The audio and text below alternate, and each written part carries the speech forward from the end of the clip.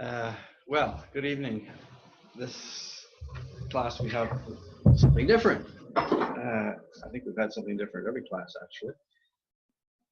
We're going to look at a new mode of writing and publishing theology, the blog.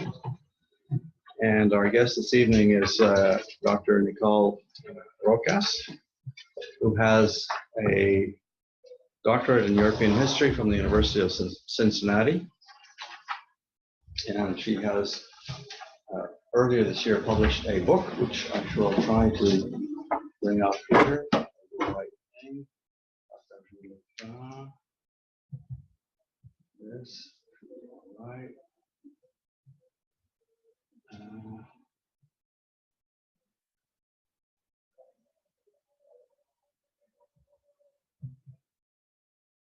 See if I can remember where it is.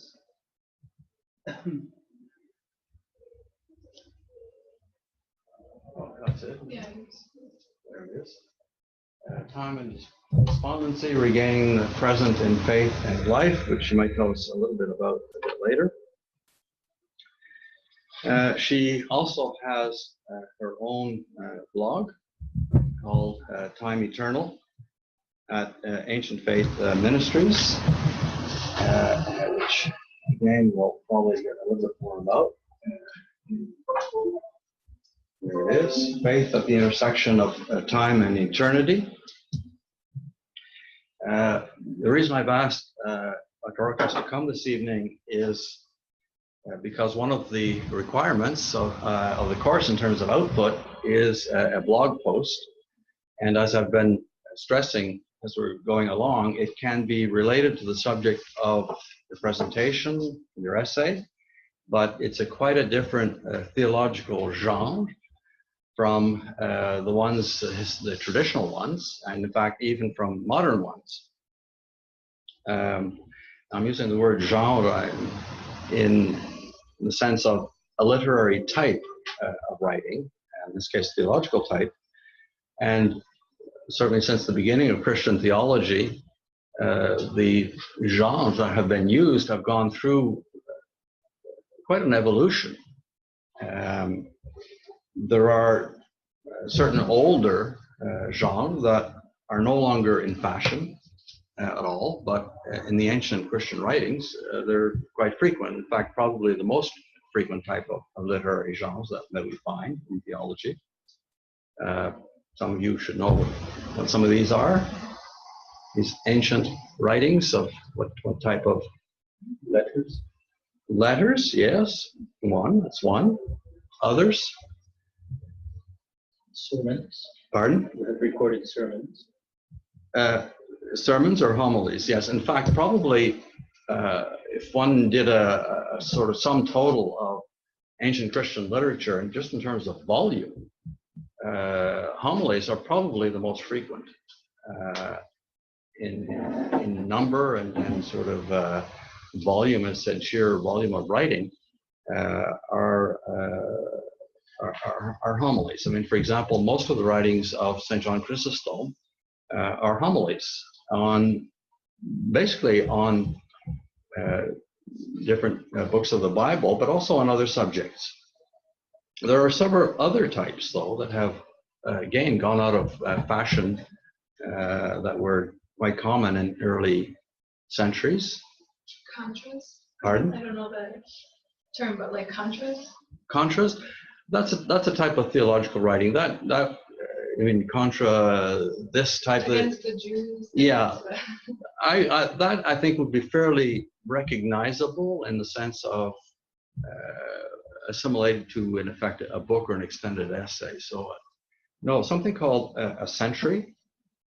Anybody know what a century is in ancient Christian writings?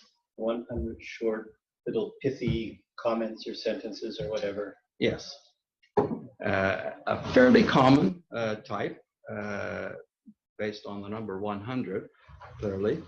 For example, one finds these in Evagrius Ponticus or Maximus the Confessor, some extremely well-known ones from Maximus. One of them of Evagrius, which is of the same type, actually doesn't have 100, it has 153. These are his sentences on prayer, very well known. And some of these sayings, in effect, have sort of passed into very common usage, particularly the one about if you pray, you are a theologian. If you're a theologian, you pray. That's probably the most well-known one that occurs in his sayings on prayer. There's another type, which again is not very popular, but among some ancient Christian writers was popular, poetry. Very closely related to, in some cases, liturgical use, but not always, sometimes independent of any liturgical use. For example, Gregory of Nazianzus and Ephraim the Syrian, a lot of their theological works are in poetic form. There's another genre which has fallen out of fashion as well, a much more recent one in the last couple of centuries. And these were textbooks of dogmatic theology. Very popular in the 19th century and the first half of the 20th century, modeled on basically on Western textbooks, treatises of dogmatic theology, and in many cases following not only the same structure as the Western models, but in some cases even importing aspects of their theology. Again, there are still some of these around, some modern ones, even contemporary ones, but by and large, it's a style of writing that's gone out of fashion.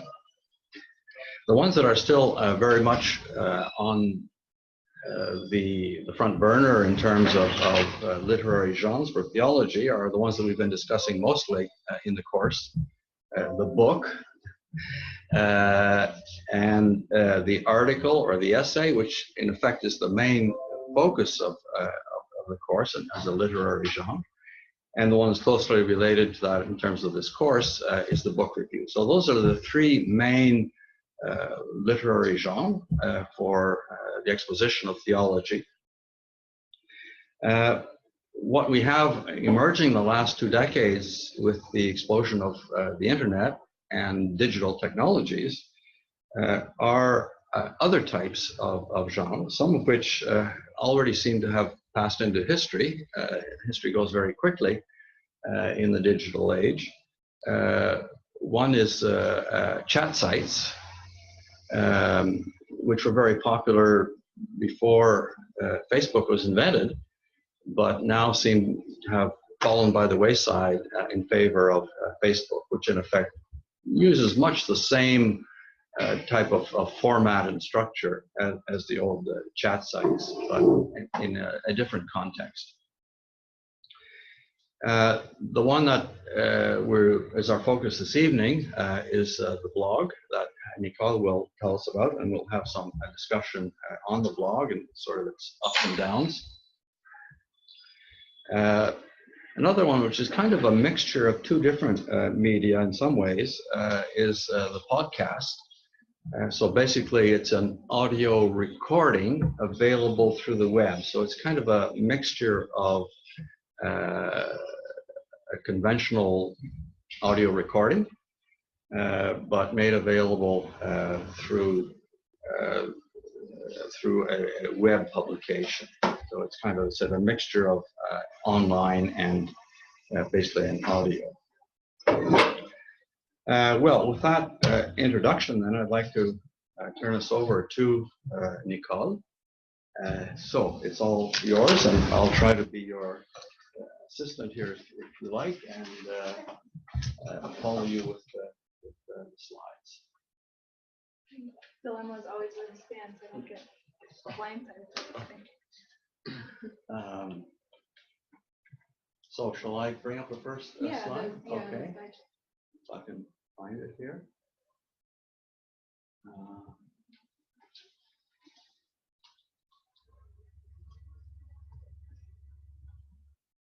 Okay, now there's some way I can go to a diagrama, that should bring it up. It should bring up full screen. Okay. How does that look? So I'm going to talk a little bit about research-based blogging, which is the kind of blog post that, as I understand, you guys will be writing for this class. Nicole, can I ask you to speak Yeah. up for all of the I will speak recording? up. And along with being a writer and adjunct faculty member here, I'm also a freelance editor and writing consultant. So I do work with a number of writers who are actively crafting online content. And my blog, Time Eternal, actually originally started as a podcast, and it's still very much a podcast. The blog is sort of ancillary to the podcast. So I'm always trying to balance these two media, somewhat understand podcasting actually as a kind of blogging. If you look at the feeds online, they use a very similar structure in terms of subscription and things like that.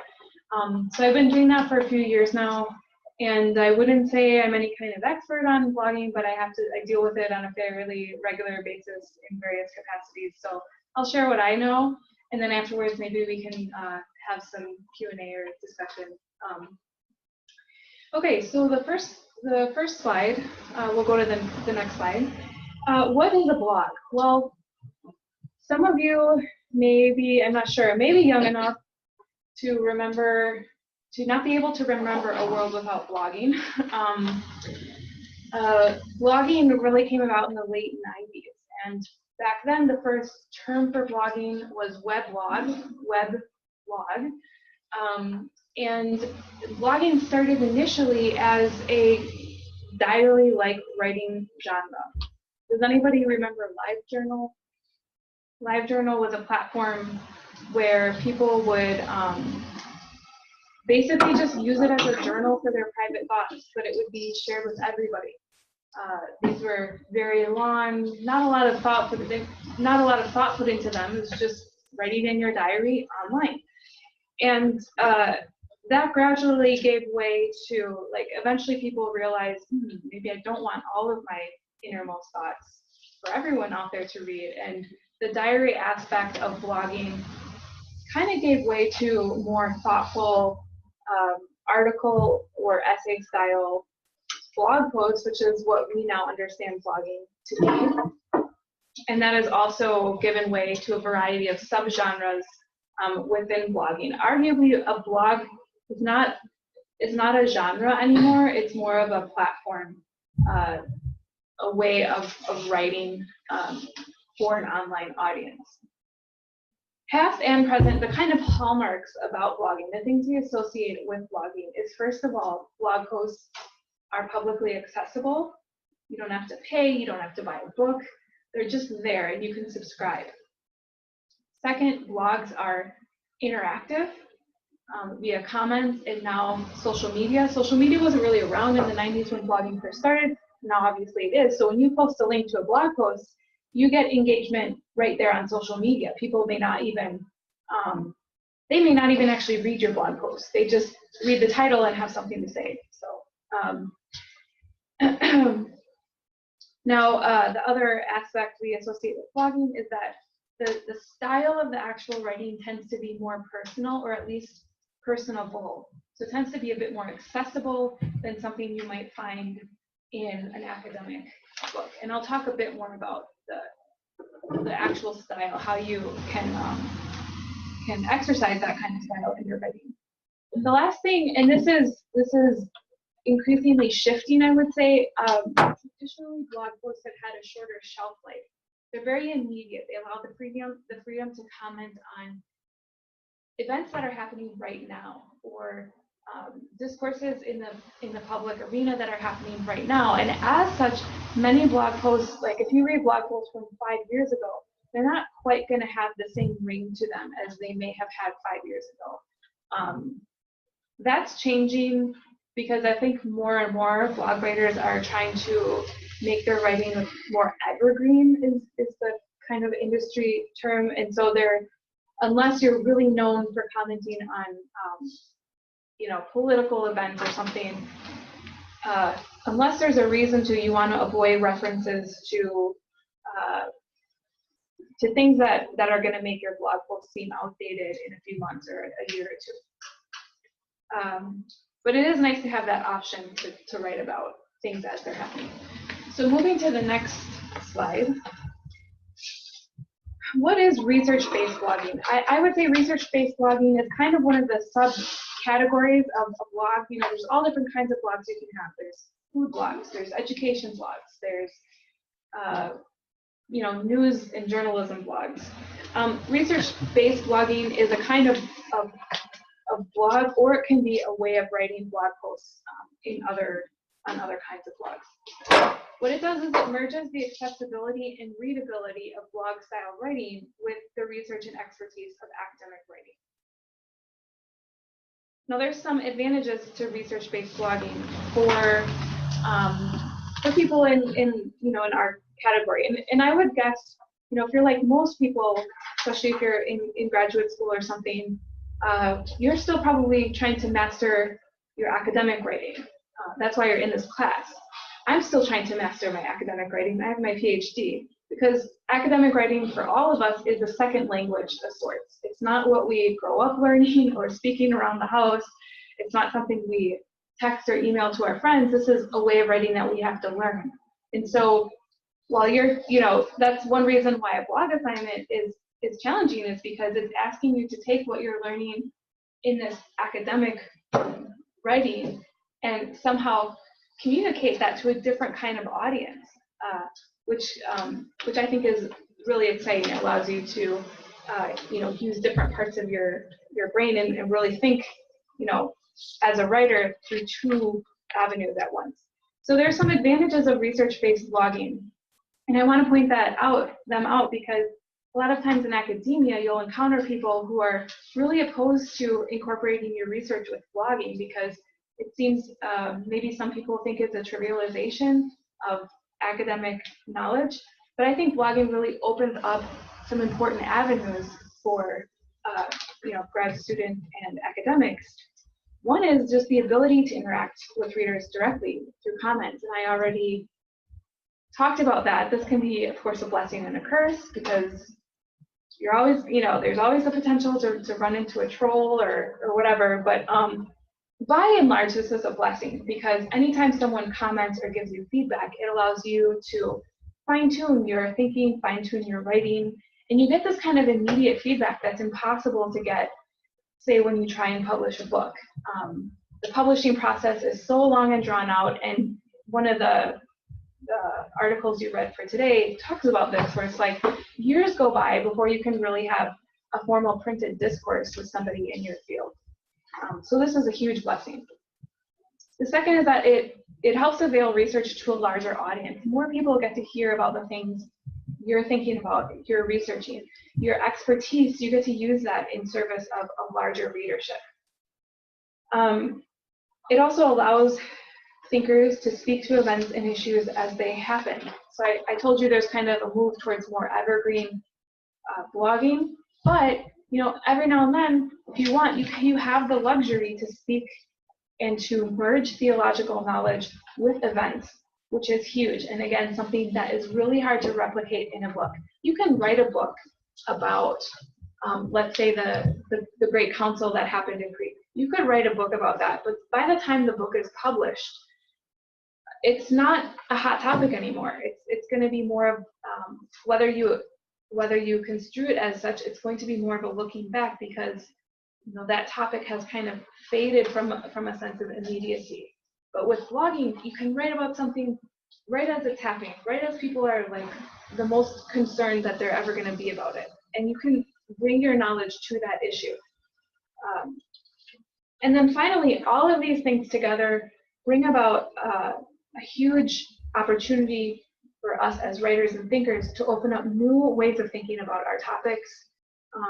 And you know, even just through casual conversation with someone commenting on your blog post, that may spark something for you, and you may be able to see something that you couldn't see before, or exercise a way of communicating your idea that wouldn't have occurred to you except through this person-to-person interaction.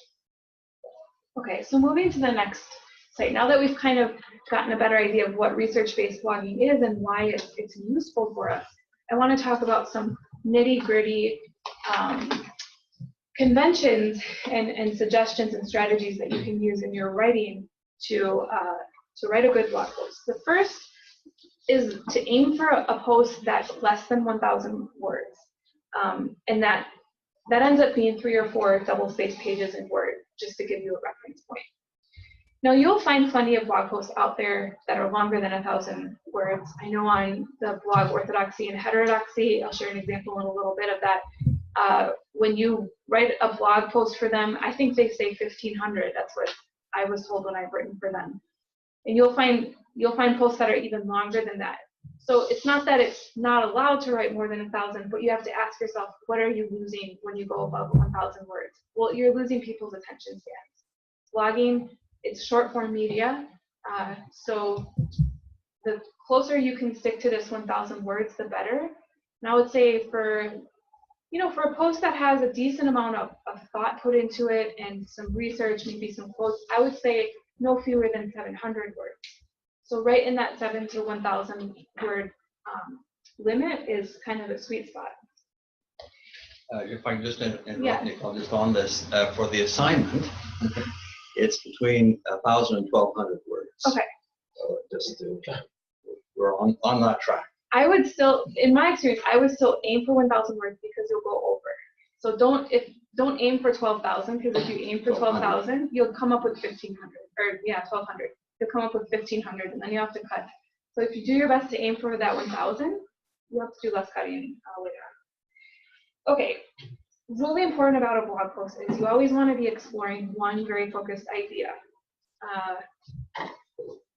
Avoid tangents and avoid sort of subplot arguments, right? You're making one narrow and finite argument or presenting one narrow and finite idea.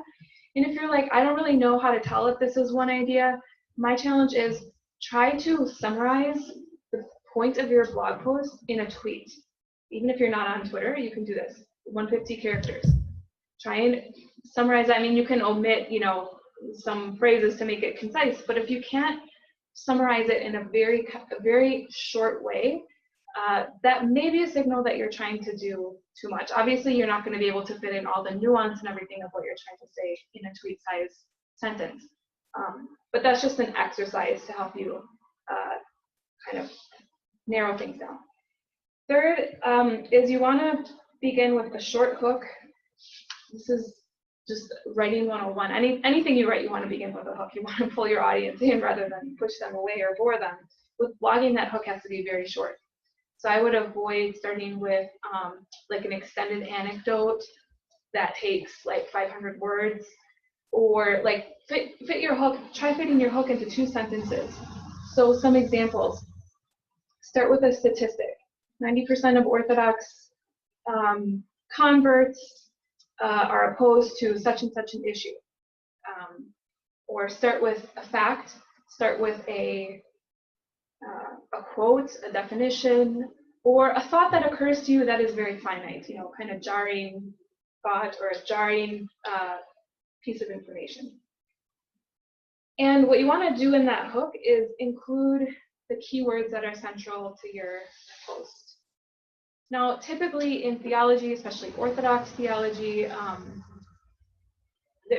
not a lot of keywords are going to be heavy hitters for SEO. SEO is search engine optimization, and it will it will find the keywords in the front of your blog post, and that's how it will rank your blog post in things like Google when someone searches for something on your topic. So we don't have a lot of heavy hitting keywords in theology, but still using keywords of your topic early on in the post is going to signal to your readers and give them something to grab hold of. It's not like a paper where you get to the 3rd paragraph and you present your thesis statement. You want to front load your blog post with exactly what you're talking about because you don't have a lot of space. Okay, blogging in general aims for shorter paragraphs. This is very different than something like a paper. So you want to aim for 1 to 3 sentence paragraphs. If you go more than that, sometimes it's fine. But for readability, like if someone is scrolling on their phone, long paragraphs are actually difficult on the eye. Studies have been done. So 1 to 3 sentences, or yeah, sentences per paragraph. And then with the sentences themselves, a lot of guidelines out there suggest an average length of 25 words per sentence. Again, this is very different than normal academic writing. It's pretty hard to execute in research-based blog posts. So I would say use that as, take that with a grain of salt. When you're talking about meatier ideas, it's not always easy to convey that in a clear way with such short sentences. But if you can just keep in mind that when your readers come to blog posts, they're kind of expecting shorter sentences, you can kind of aim for that when possible. Blogging in general, it's good to incorporate 1 to 2 relevant images. It just breaks up the text. Again, this really helps readability on digital devices. I'm not sure if that really translates to the assignment or not, but if you get asked to do a blog post in the future, that's something to keep in mind. Do you want them to include images or not? I'm still in the writing phase. Okay, yeah, concentrate on the actually, writing. often the editor or the owner of the blog will insert relevant images, Yeah. which may or may not. I do my own images because I never like what I'm always like, what did they put that in for? Yeah. Anyway. What's the blog name that you wrote on, like on the departure, departing, or like the service of the burial of a priest? Oh, like I forgot the title.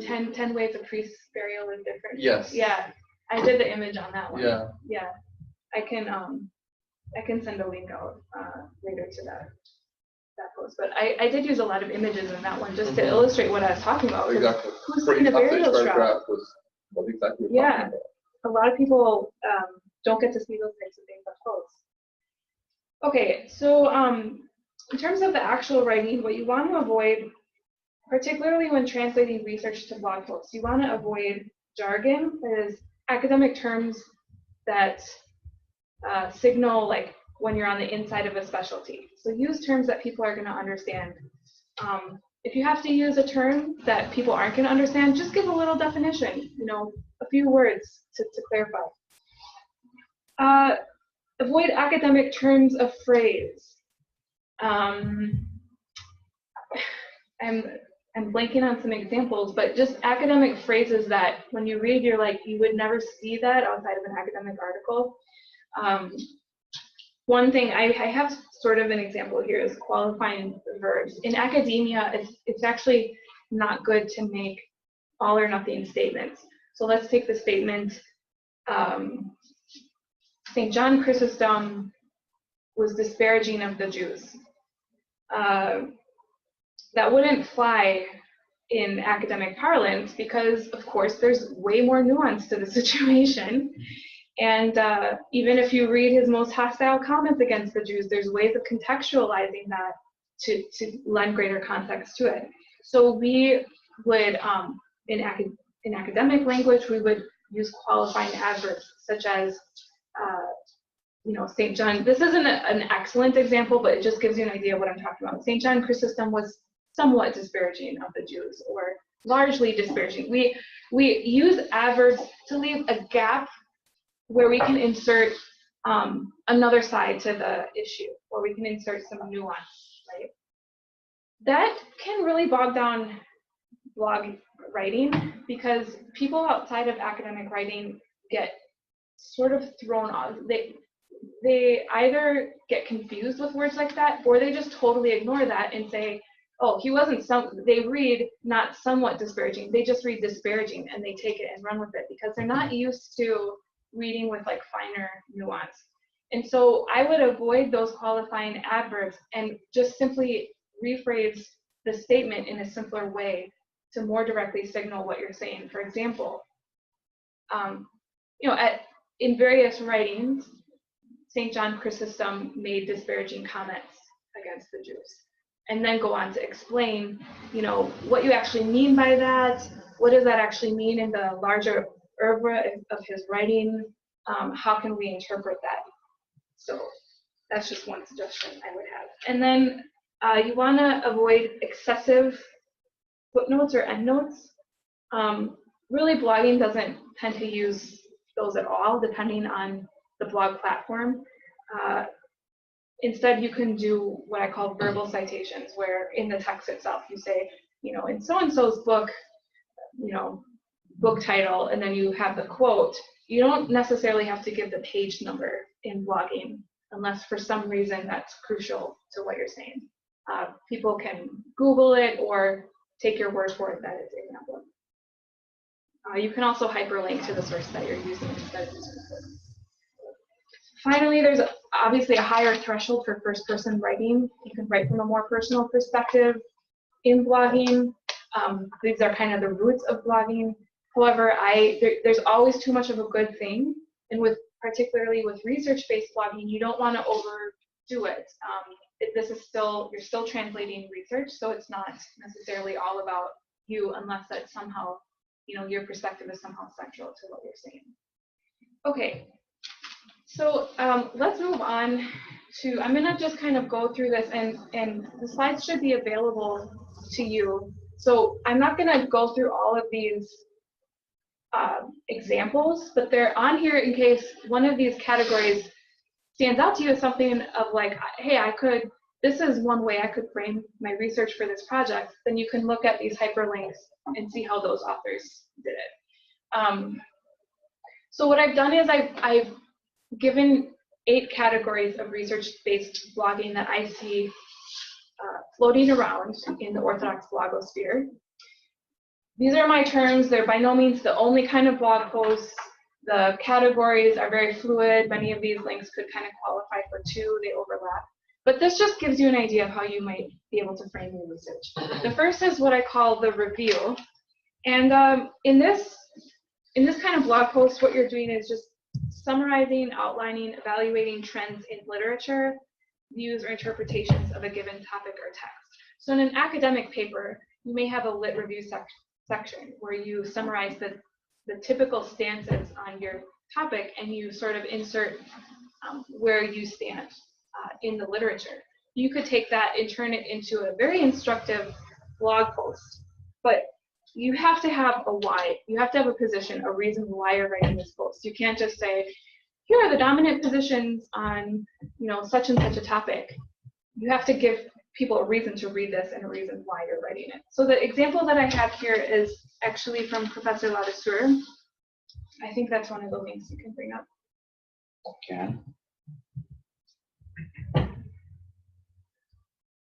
So this is a blog post on, it's called Deaconesses and the Camel's Nose. And the camel's nose is from I'd actually never heard that term of phrase before I read this. When the camel, it's essentially about the slippery slope argument. Is the slippery slope a valid way of arguing for or against an issue? A camel's nose is when the camel sticks his nose in the tent. If you let his nose in, he'll eventually get his whole body in there. Is that, yeah. So I didn't choose the image, by the way. this is exactly what I was thinking of when I was like, I do my own picture. It is a funny image, but it could have been more central to that. Start taking pictures off your So this was essentially, and feel free to interrupt me if I'm, you know, if you'd like to summarize it yourself. But essentially, this was a blog post outlining 2 positions.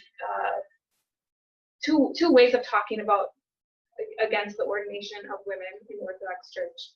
And the post focuses on using the slippery slope idea as a way of arguing against the ordination of women. And I just want to scroll down to where you talk about where, like, you give your own take, the last paragraph. So if you read this, you're going to get kind of an overview of 2 different ways of arguing about this issue. And at the end, Dr. Ladesseur I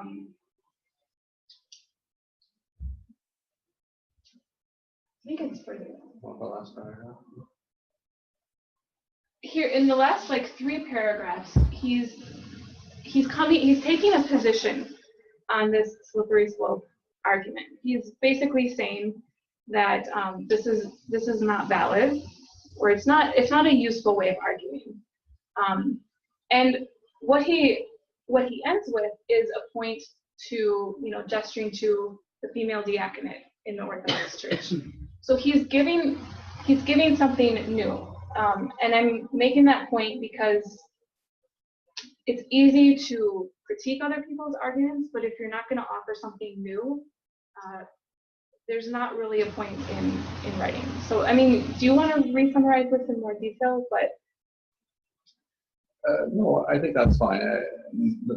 There's the bit about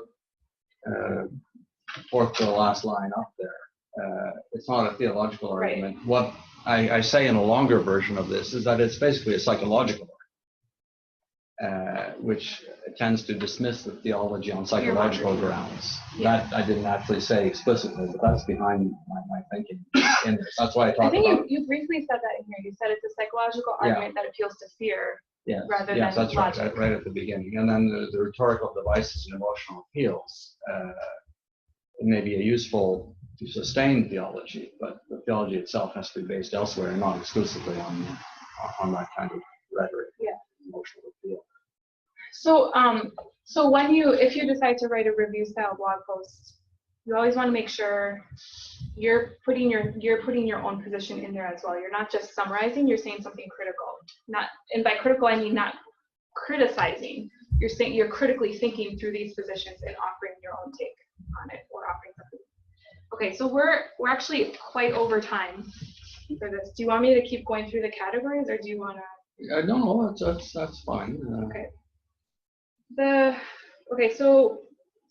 So the next category on the slide sheet is the close reading. I think we're all fairly familiar with this, where you take a text and you just via a blog post, you kind of just walk through it in sort of an instructive way, or you can have a theme or topic that you're focusing on and read the text through the lens of that theme or topic. And I'm going to go to one example briefly, Time and Hope in the Divine Comedy. This was a post that actually just featured on my blog, but it's a guest post, so I didn't write it. And in it, the writer reads the Divine Comedy through the lens of temporality. She looks for the theme of time and how time is used in the Divine Comedy to give a sense of hope in salvation. What's interesting is the person who wrote this was a high school student. So this was her final paper that she wrote of her high school degree. And she just happened to send it to me because she had read my blog and she, it had inspired her to, I guess, take this approach in her reading of the Divine Comedy. And I thought that would make a great blog post. So we posted it. And I just thought I'd share that. Maybe you can look at it and get some ideas of, how, just keep in mind, she is a high schooler. So this isn't grad level thinking or anything. But I thought it was very well done for her level. And it reads very well as a blog post. Okay, so the next category, the third category on the slideshow. No, the next slide. Oh, yeah. This is what I call the quest. This is where the writer is sort of out to make sense of something for him or herself, or on a quest to kind of explore the development of thought around a given topic. So they kind of set out without having all the answers. And in the course of the blog post, they arrive at some kind of answer. This works really well in the process of research, like when you're still in process. So as I understand in this class, you have an end project. The blog is kind of a stepping stone. And so you can use the blog post to kind of summarize what I know now or what I'm trying to learn. And, this is where I hope to end up, and here's what I've got so far. You don't say it in those terms, but that's kind of your rationale behind the blog post. So I'll share one example of this. My tip here is to have, it can be matter of fact or it can be memoiristic. Meaning you can write this without ever using first person if you want. It's just kind of a state of the research type post. So this is something that I wrote last October when it was the 500th anniversary of Luther's Reformation, or the posting of the 95 Theses. And I wrote it actually about doing my MA on Luther and his apocalyptic his form of apocalypticism. And it's kind of, it's a fusion of memoir, but also like more of a research memoir. It's how I came to understand Luther's apocalypticism. A lot of my colleagues kind of saw it as sort of wacko. They didn't want to touch apocalypticism because it's so far out of the box of how we think in modernity. And through a variety of scholars, I came to understand and appreciate Luther's particular form of apocalyptic thought. And so I wrote this blog post about that. And as you can see, the images that I use, I actually just put full quotes from sources that I'm using, or even quotes from the blog post itself, and I set them to an image that has something to do with the post. So in this case, there's apples because there's a quote from Luther that's actually, I think, from the Talmud, but that's a long story. Anyway, he is supposed to have said, even if I knew that tomorrow the world would end, I would nonetheless plant my little apple tree today. So I use that as kind of a motif through the whole blog post, and I pulled from a number of secondary sources and put them in images.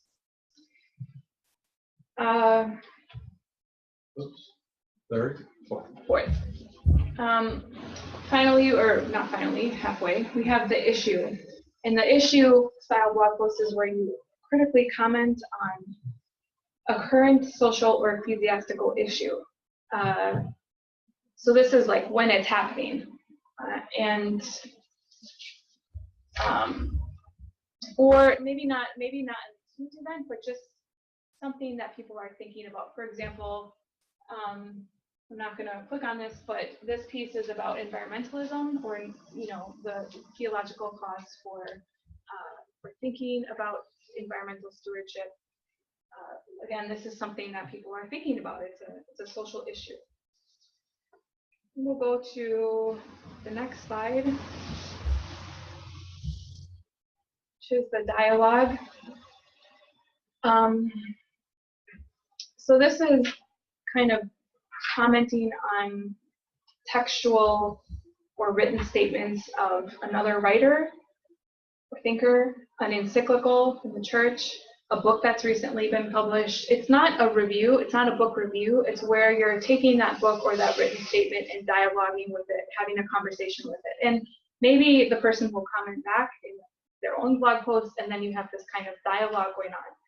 And this is really neat because this is exactly one of the reasons blogging is so useful. This couldn't happen as quickly through printed genre.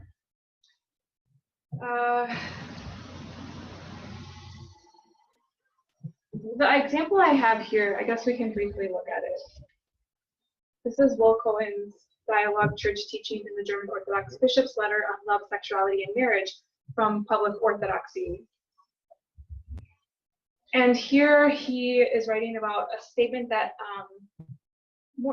fairly recent. I think the blog post was from February, if I'm not mistaken, but it was a recent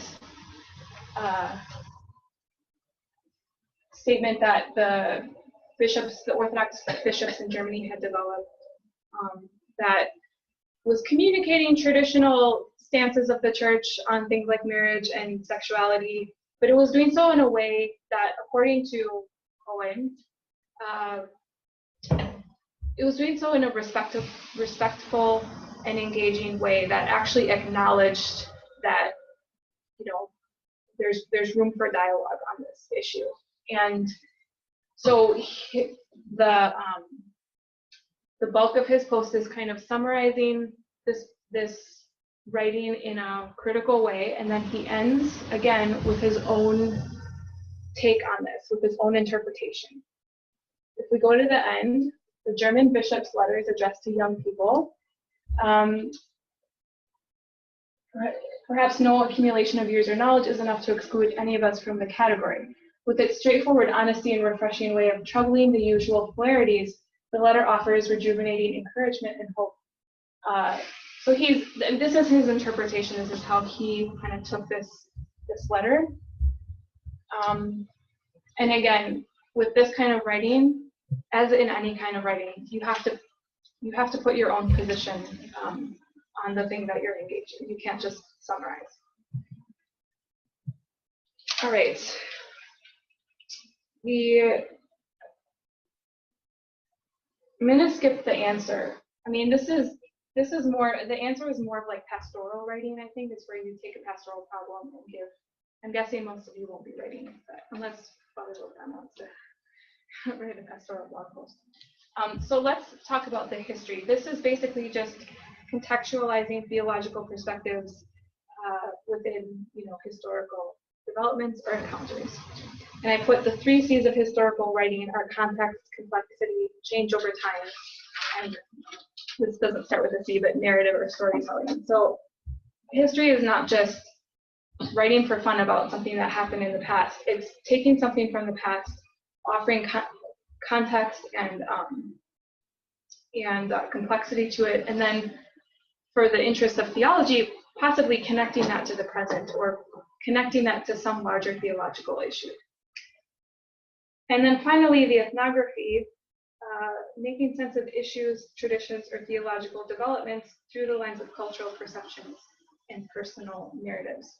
So you see this a lot in Orthodox blogging, where someone is writing about an issue within the church through the lens of culture, because obviously we have many strong cultural traditions, just as well as we have ecclesiastical traditions in the church. And the example that I give here is Catherine Kaladi's Headscarves, Modesty, and Modern Orthodoxy. And in this post, she by the way is a historian. That's kind of her frame of reference. She's writing about the issue of headscarves, both within church, Orthodox women wearing headscarves both in the church as well as in their daily lives outside the church. And she does so by talking about the experience of her Greek grandmothers and her Greek mother as to the gradual process of assimilation into American culture and gradually losing the headscarf, and the types of issues that this brings up for modern women in Orthodoxy, particularly converts who are not coming from a cultural tradition where the headscarf is the norm. And she points out some of the problems that she sees with this practice of convert Orthodox women just randomly deciding to wear the headscarf, maybe out of some kind of cultural nostalgia that they're not actually a part of. And so, her evidence or her burden of proof, I guess, is coming from the cultural experience she has as a woman who's grown up in a Greek culture, watching Greek women make the choice to give up the headscarf all the time. So those give you just a few categories. I know I went through them rather quickly, but they give you a few categories of how you could frame research in the form of a blog post. That's really all I have. I guess now we can discuss or talk through any questions you might have. Okay, so we're open for questions, comments. Hope I'm doing things correctly here with technology. Never can tell. Okay, questions and comments, and then I'll have some more input myself. If you're having a blog post, more of like an interview approach, like with somebody, like would you categorize like on a different category than the 9 or 8 blog type, or it depend on the topic itself and the problem that you're addressing? Yeah, I mean, if you're talking about a formal interview where it's like you ask this question and then the person gives their response, I didn't include that because I wasn't sure if that would be accepted for your assignment. Article, yeah, no, there's plenty of interviews. Yeah. In fact, I have one interview on my blog with somebody, Kevin Allen, who is pretty well known in the ancient faith world, and he has a terminal illness. So I interviewed him, and it was just my questions, his answers, especially when the person really has something that people are going to be interested in. You don't need to add more. Yeah. Are there anybody else? A question? Just to add a few things, my own view of the literary model for a blog post, and I think this is actually fairly close, is a very old literary genre known as the op-ed. The op-ed was and still is, a personal statement, often by somebody quite well known in their field or in public life, commenting on a current issue. And the reason it had that name is that it was always published opposite the editorial in a newspaper. And there are many, many prominent examples of this. So it's relatively short, to the point, limited to a specific issue, as Nicole said, but also expressing very clearly a point of view, whether it's a popular or unpopular point of view. So it sort of tends in that direction of, in effect, engaging dialogue or discourse. That is really the literary model for a blog post. One aspect that I think it's, well, I have a few little notes here. Maybe I'll go through my notes here. Whenever I think of the op-ed, I always think of the New York Times, because the op-ed articles in the New York Times are often of very high quality, and I said often from well-known public personalities in different fields. So one aspect which often comes out in blog posts is what I would call the polemical aspect. In other words, you're really going after something. Now, you express this in very mild terms, but in older terms, one would talk about, oh, that's very polemical. And if we go back, he said there are many precedents for this, not the least to say, in the ancient fathers, a lot of their writings are highly polemical. In other words, they are criticizing somebody else. And this is where we get into a very sensitive area of what is the tone of a blog. It's one thing to be critical, but one has to be very careful in a Christian context of what one is criticizing. What I always say is that ideas are fair game. You can criticize ideas, but in public writing, but do not criticize people. It's not a margin that is always respected, even in Orthodox circles. And this is very unfortunate, because I think it's a kind of a self-destructing kind of attitude when blogs are used to criticize individuals. Now, or groups, like people as groups. Or groups, people as groups. This can be, it's really just overstepping the boundaries, but ideas are fair game. So in a sense, it's a bit of an abstraction often to take ideas out of their personal context.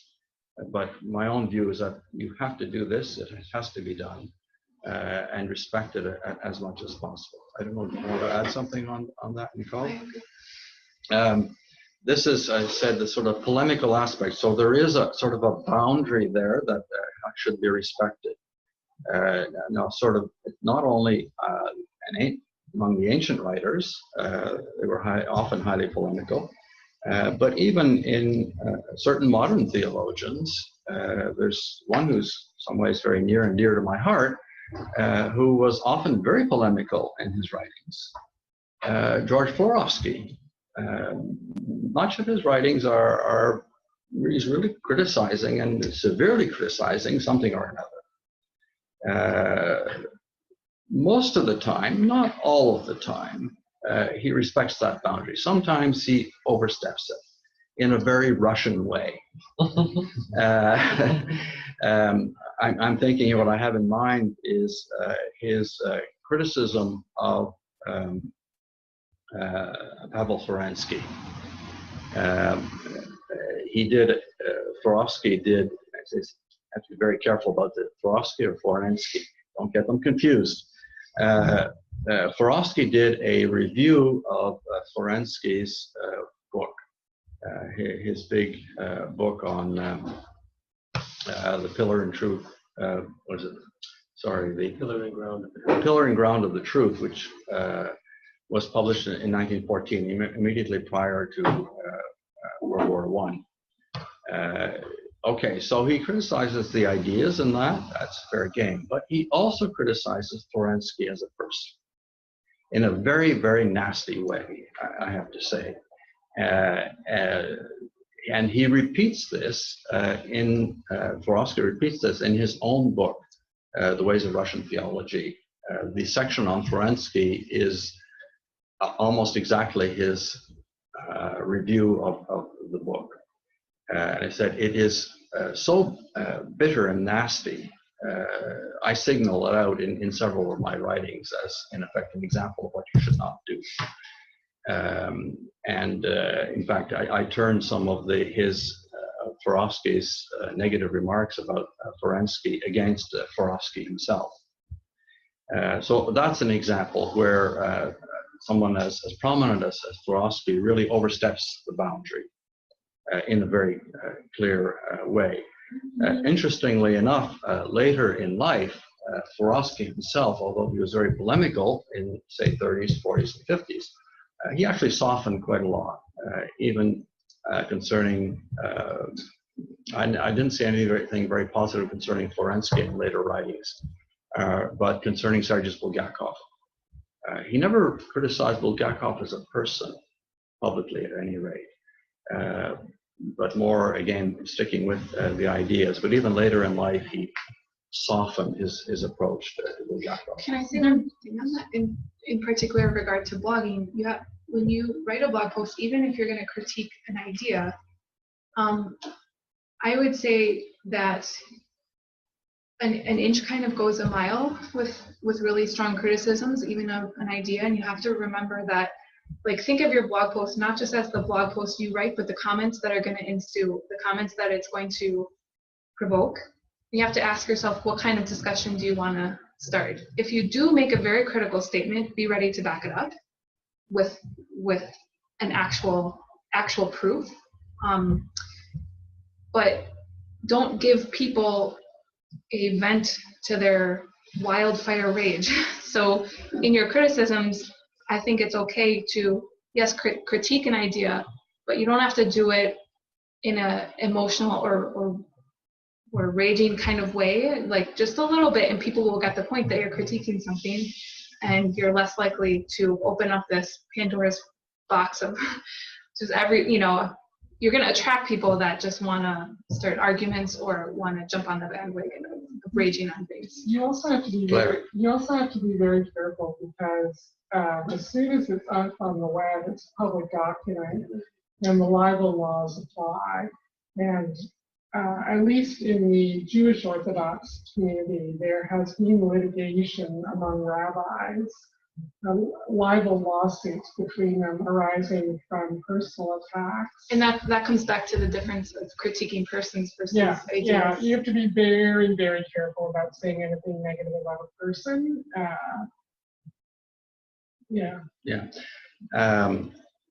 This is a line I try to respect myself, perhaps not entirely, but I think fairly closely.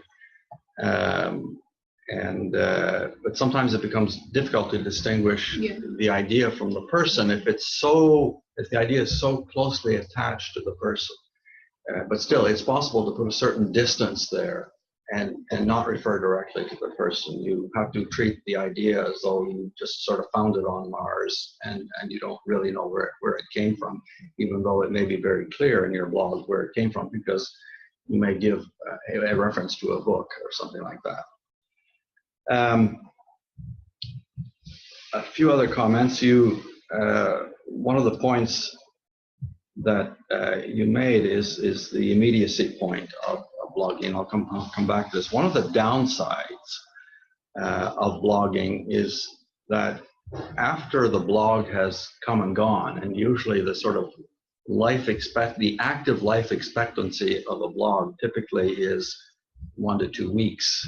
You mean a blog post? A blog post, yeah, not the blog, sorry. The blog post is 1 to 2 weeks, especially if there are subsequent blog posts on a regular basis. So, the life expectancy is not very long in terms of its visibility.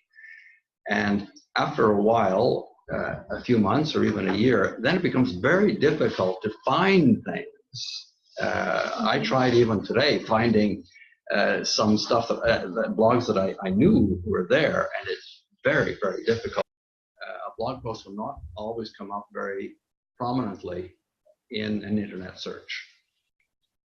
Is there any like protocol or expectation from your audience when you create your own blog and then you post like each week, each month, like quarterly? So if Each it's your, day. if it's your own blog, the recommendation is once a week, Is reasonable. or once every 2 weeks. But obviously, if I have my own blog, I don't post every week because it's just really hard. But I guess to acquire an audience, they say once a week. It used to be, I think, that like the more often the better, but the internet is really shifting and the algorithms are shifting, and actually it's moving towards like better, higher quality, even if that means slightly less frequency. So that's kind of the direction that the internet is going, but you still, I think ideally you're still publishing like once every 2 weeks. Some degree of consistency is really good. Do you also sound like you use a lot of like Google Analytics to just like to review and enhance some of your blog page, like how many visitors for this blog versus the other blog? And, Yeah, most blogging platforms will give you that as part of your platform. Yeah, and then from there, it's whatever you want to do with that, and how. I mean, that's an endless pit. You can make a full-time job out of increasing your readers. Just to go on to another point, is that blogs are often connected with Facebook, in the sense that there may be a corresponding Facebook, what do you call it? Page. As you can tell, I don't follow these very, very well. And even a prominent Orthodox blog like Public Orthodoxy has become, on the blog itself, they don't allow comments. So it's just the material. But there is a related Facebook page where the chit-chat discussion can take place. It's a way of sort of creating a little bit of a distance between the actual blog and the discussion. It also shifts the liability from the blog owner to Facebook. That's seriously one of the legal reasons they do it, because the blog, if the blog owner. It's good to have a lawyer in the room here. Yeah, because otherwise, if you're the blog owner and you're not supervising for hate crime or libel, you can get tagged with effectively having published some stuff. Something else I should just add about Public Orthodoxy. It's one of the few blogs, and you can correct me, Nicole, which has a peer review process. I don't know how strictly it is followed. The peer review in the end may come down to the two people who run the blog. But still, rather than simply the one editor, because often it's simply the editor or owner of the blog who will review the material that's coming in. But in theory, there can be a review process. So they will, and I suspect they don't for all blogs, they will send it out for some kind of a quick turnaround by an external reviewer or two.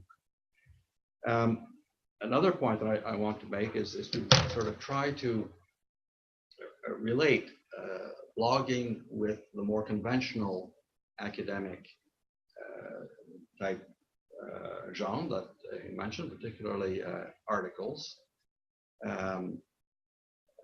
Again, I don't have them up on the screen, but just to give two examples from my own experience. When Public Orthodoxy started 2 years ago, I did a series of posts under the title Ecumenicalism.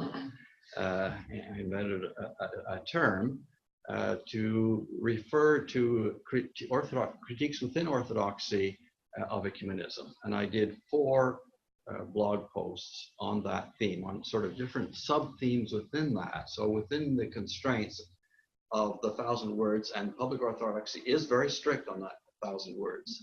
I have sent in, I've tried 1,200 and they send it back and say it's too long. Cut it down. So that came out over the space of a couple of months. And I subsequently used this as a basis for an article, obviously changing the tone, the formatting, and in effect going beyond the 4 themes that I had taken up in the blog post to include a few others on the general theme of anti-ecumenical theology and orthodoxy. And this was eventually published in St. Vladimir's Theological Quarterly as an article. So I said, you can work either way. You can work from an academic type print publication to a blog, or in my case, vice versa. That's one example. There is another one I did. Again, it was originally done as a series of 4 blogs on the theme of Orthodox theologies of the afterlife. And it was based on a review and critique of a book called The Departure of the Soul. This I did last year. This was sent to one of the blogs that Nicole mentioned, Orthodoxy and Heterodoxy. And the editor decided to combine the 4 into one single blog post. I had divided up into sort of 4 1,000-word chunks, but because they're not so strict on length. Pardon? I said that sounds like something they would do. They tend to favor really long blog posts. So the editor combined them into a single one that appeared last August. And again, I have used this as a basis for an academic article, not a sort of conventional article, but what's called a review article. Now, we have book reviews, and then we have articles, and a review article is something in between the 2. Basically, what it means is that you're reviewing a number of books or writings on the same theme.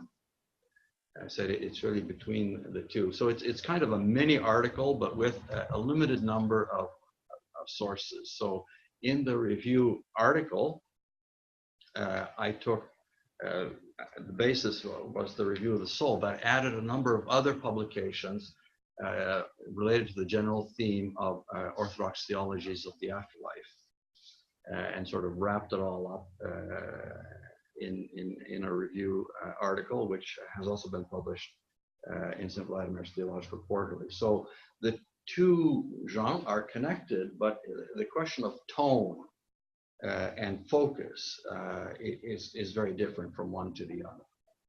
So what maybe you would like, what's like 1 or 2 things you would include in book review you wouldn't include for like a blog review, for example, like for The Departure of the Soul. If you're writing maybe on like a book review for this book, would you like maybe done it differently than the Well, one thing very clearly is a much more detached presentation. So you tone down the sort of polemics, even with respect to ideas, and much more subtle. Some of the things that Nicole did mention, you qualify much more in an academic publication than is expected in a blog. Another difference are references. Now, a lot of blogs, in effect, don't allow footnotes, but sometimes if you want to be somewhat academic, there's a way of putting a short reference in brackets to your reference, to whatever your reference is, but sort of stripped down to the bare essentials. That is the author, the title of the work, and the page number. So you don't put in all of the publication details and all of that sort of business. Or if it's something coming from the web, they do almost invariably will allow a link to the website that has the reference. So there's a way of stripping it down. That's not acceptable in an academic publication. You have to include the full reference. Now, normally in a book review, you have references only to the book that you're reviewing.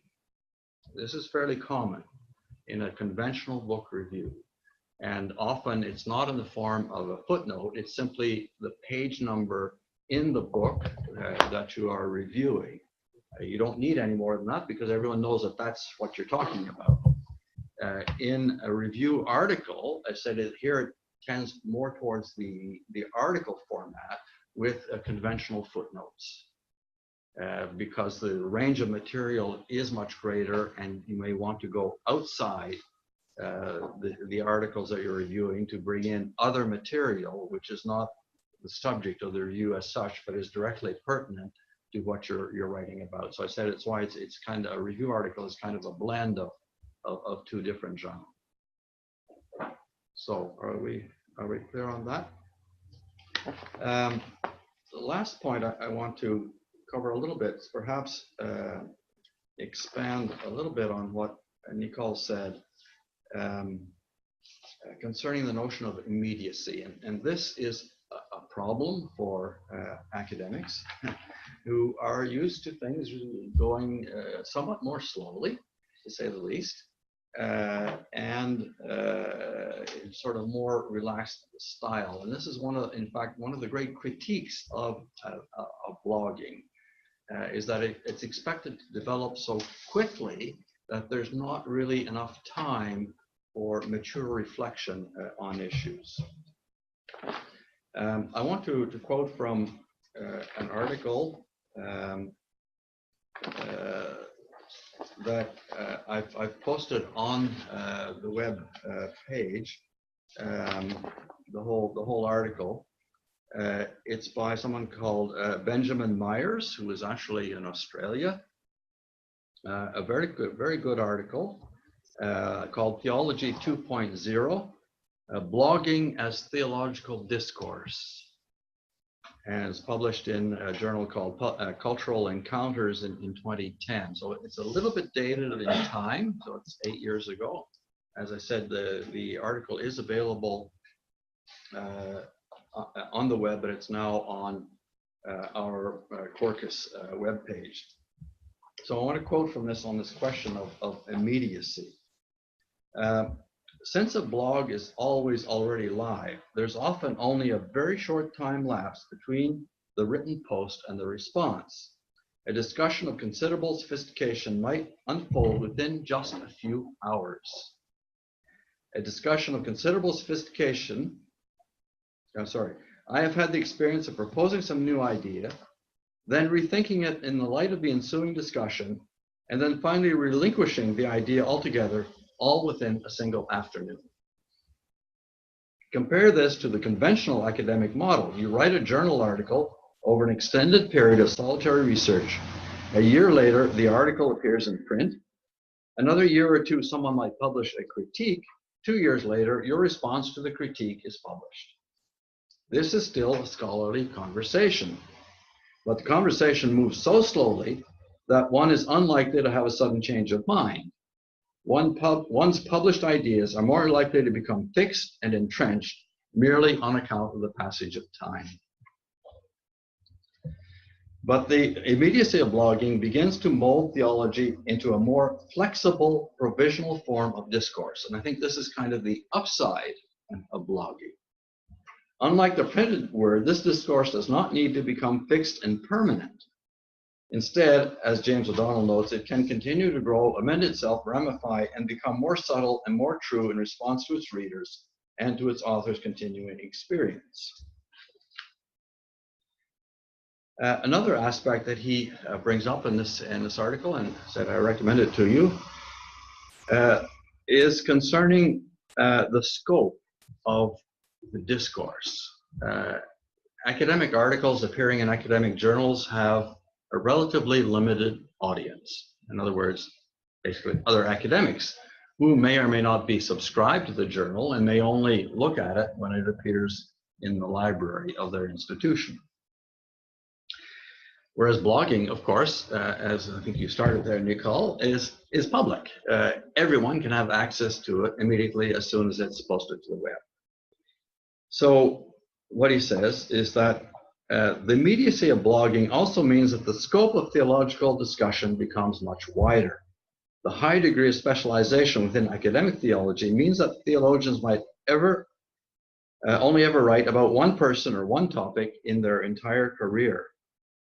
One finds this frequently, for example, among experts in classical figures like Augustine, Aquinas, and Barth. This is understandable, since most scholars today have neither the time nor the institutional support to master more than one area of specialization. But the speed and flexibility of blogging means that in this domain, everything is open for theological analysis, because everything becomes a possible occasion for thought, discussion, and experimentation. In my own blog, one can find discussions of everything from Led Zeppelin and exorcism to comedy and pornography, from Rowan Williams and Pope Benedict to Kurt Cobain and Al Pacino. So you become less specialized as an academic and more of a generalist, with all of the advantages and weaknesses that might bring to bear. You may not be able to bring the specialized knowledge that you might have in one area to bear on one discussion, but you bring the methodology and sort of theoretical framework that you have to bear on other issues about which you may not be prepared to write an article for an academic journal, let alone a book. So these are other aspects of blogging. Can I make a point about the way he talks about immediacy? I see blogging as a parallel process to like delivering a paper at a conference, because at a conference, a conference paper is also very provisional. You're testing the idea out for an audience, and then within the context of the conference, you have immediate Q&A. People come afterwards to the coffee break and they talk to you and they give you more feedback. And that's kind of how I see blogging. You put the blog post out there, and then it engenders this short-term discussion, and you take, if you're interested in furthering this research into a larger writing project, then you take that feedback into account and you move forward in a similar way that you would after delivering a conference paper. Thank you, Nicole. That's very relevant, because that's exactly what we're going to do in the last class, is a conference type setting where you'll be presenting the provisional results of your research and analysis, and there will be an opportunity for questions and feedback and comments, which should help in the refinement of your work and the production of the final result in the form of a conventional academic essay at the end of the summer. Just to give, again, a sort of a personal example of a more leisurely pace of academic exchange concerning this book, Father Lawrence Farley, Feminism and Tradition, Quiet Reflections on Ordination and Communion, published by St. Vladimir's Seminary Press in 1st of July 2012. Now, I wrote a review of this book. Usually reviews appear within a year or two, but mine was a bit later for various reasons, and it was also delayed in publication. There were some questions about whether the review should be published or not, but it finally decided to publish it. It finally appeared in the St. Vladimir's Theological Quarterly in late 2016. So it was 4 years after the publication of the book. Father Lawrence published a rejoinder to my review, fairly unusual. It doesn't often happen, but my review is fairly sharp, to say the least. On his own blog, which is also on Ancient Faith Ministries. The name of his blog is No Other Foundation. He published that a little over a year ago in April 2017. So within 6 months of the print publication of my review. The rejoinder has just appeared in St. Vladimir's Theological Quarterly. which again is unusual. So moving from, it's almost word for word. It's sort of moving from one genre to another genre. I said it has just appeared, so about a year after it first appeared on his blog, and close to a year and a half after my original review. I have been given the chance to write a reply by, to Father Lawrence, and it will be published in the quarterly later this year, probably around October. So a year and a half after the publication of the original rejoinder. So the dialogue, if we want to call it that, concerning this book between Father Lawrence and myself, and from the time of the publication of the book to my reply under the very gentle title of Christ, the Fathers, and Feminism, Dialogue with Father Lawrence Farley, will have stretched over a period of 6.5 years. So in the blogosphere, such an exchange might have taken place over a few days at Or most. hours. Or hours. Or I had hours, and Yeah. I said, if not a few hours.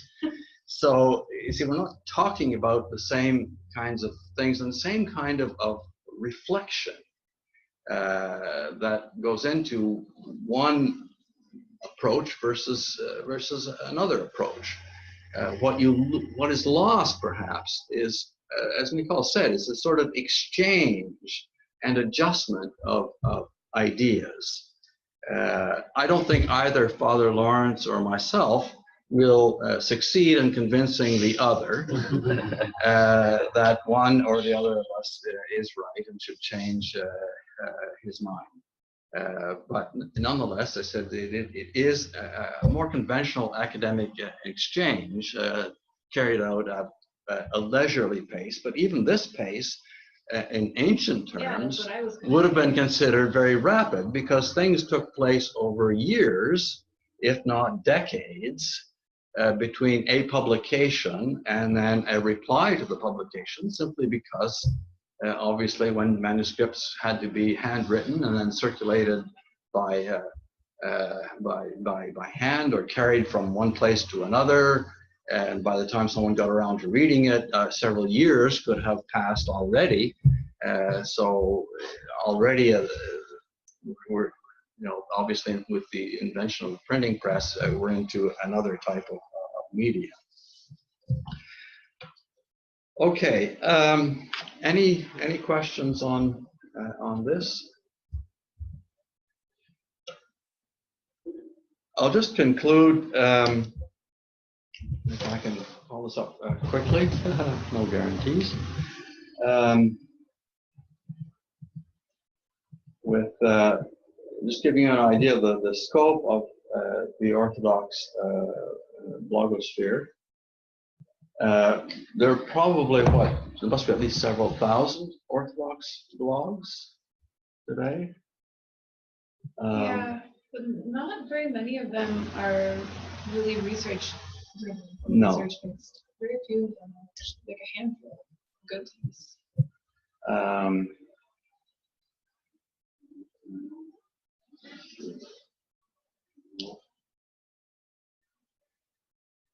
Are you looking for that list?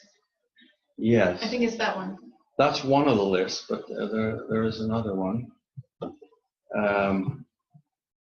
Oh, wait a minute now. I have to do something here. What do I have to do? I have to turn that off.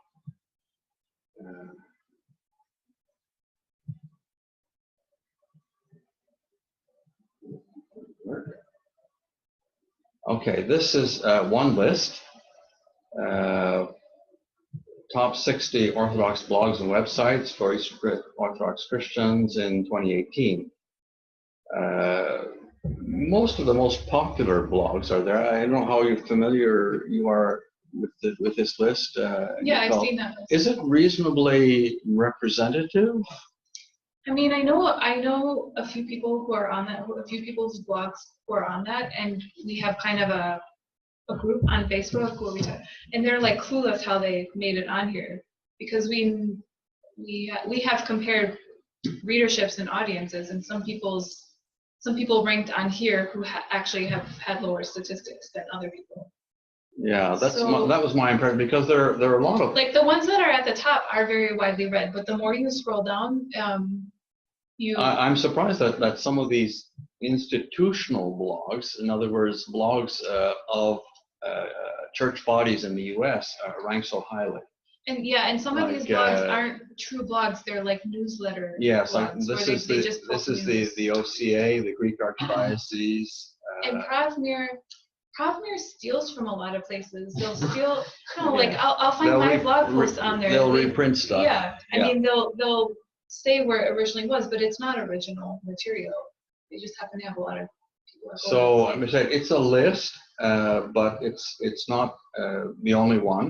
There are other lists available.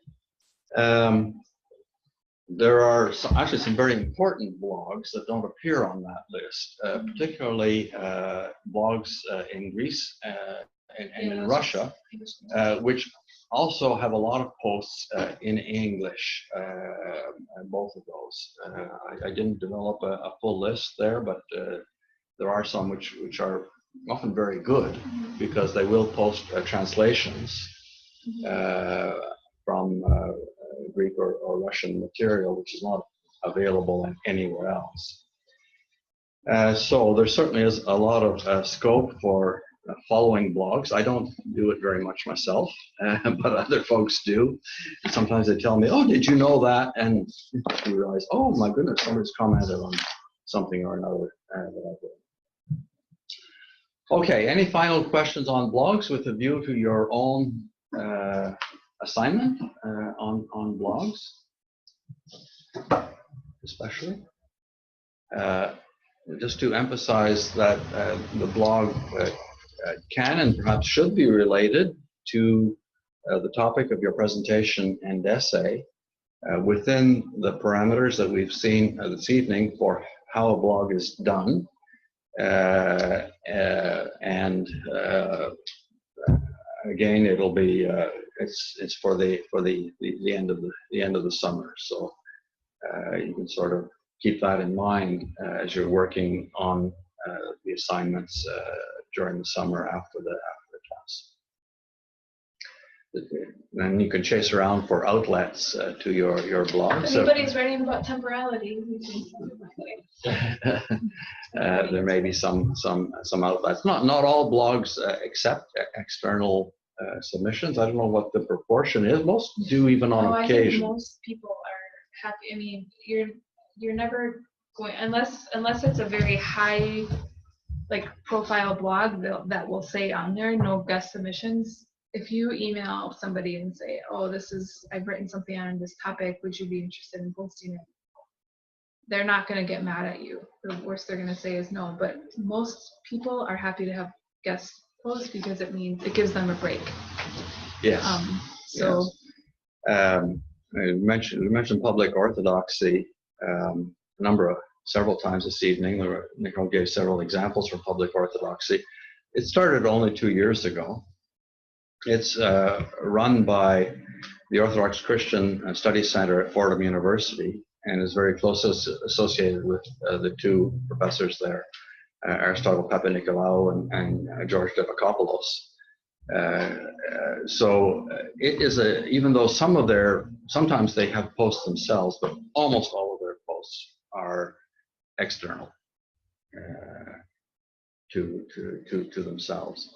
One of the exercises that perhaps we'll do when we haven't quite run out of exercises, but I didn't prepare it for this evening, is actually the assessment of blogs.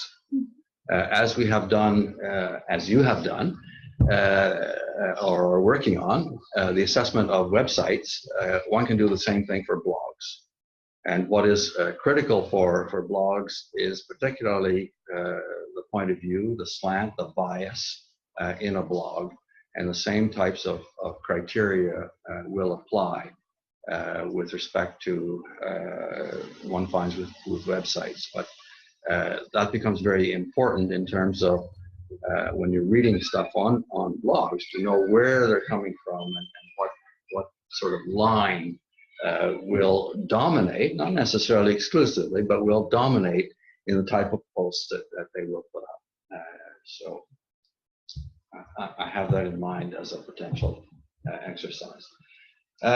Well, maybe we should take a pause here, and unless there are any final questions for Nicole, and then we can carry on with other matters. Well, thank you very much, Nicole, for coming along and leading us in this discussion of the emerging world of, as you say, research-based blogs for theological writing, which has become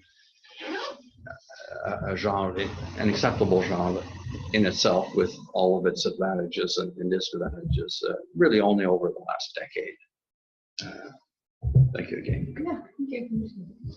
Okay, what I wanted to deal with now is actually to ask for feedback on assignments. I am behind in my correcting. I have to apologize for that, but you think you have a lot of work to do. I have 13 times as much, so I'm a little bit behind in my correcting, but I wanted to ask for a little bit of feedback from the exercises that we've done, you've done, based on the John Baer book, Summary, the Paraphrase, and Critique. They weren't the same texts, but still they were exercises in those three academic writing modes. So questions, comments, what's your experience? What did you learn from these? What do you realize you have to do more work on? Open for your comments. The exercises are like pencil sharpeners. You know, I've done all of this, but yet I never really thought about it or was forced to think about it. So it's always sharpening, sharpening, sharpening. So I found them very useful. Other comments? I learned I need to write more concisely, especially with the summary. It was 7 pages, and Yeah. it was 200 words. The summary was more challenging than the paraphrasing. Mm-hmm. Just like the amount also of you need to be very, very, very, very selective of what you're summarizing, and what exactly the writer is saying, so you can give its own credit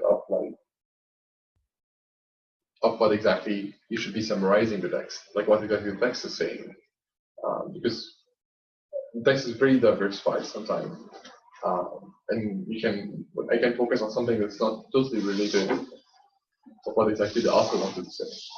So. Claire, do you have any?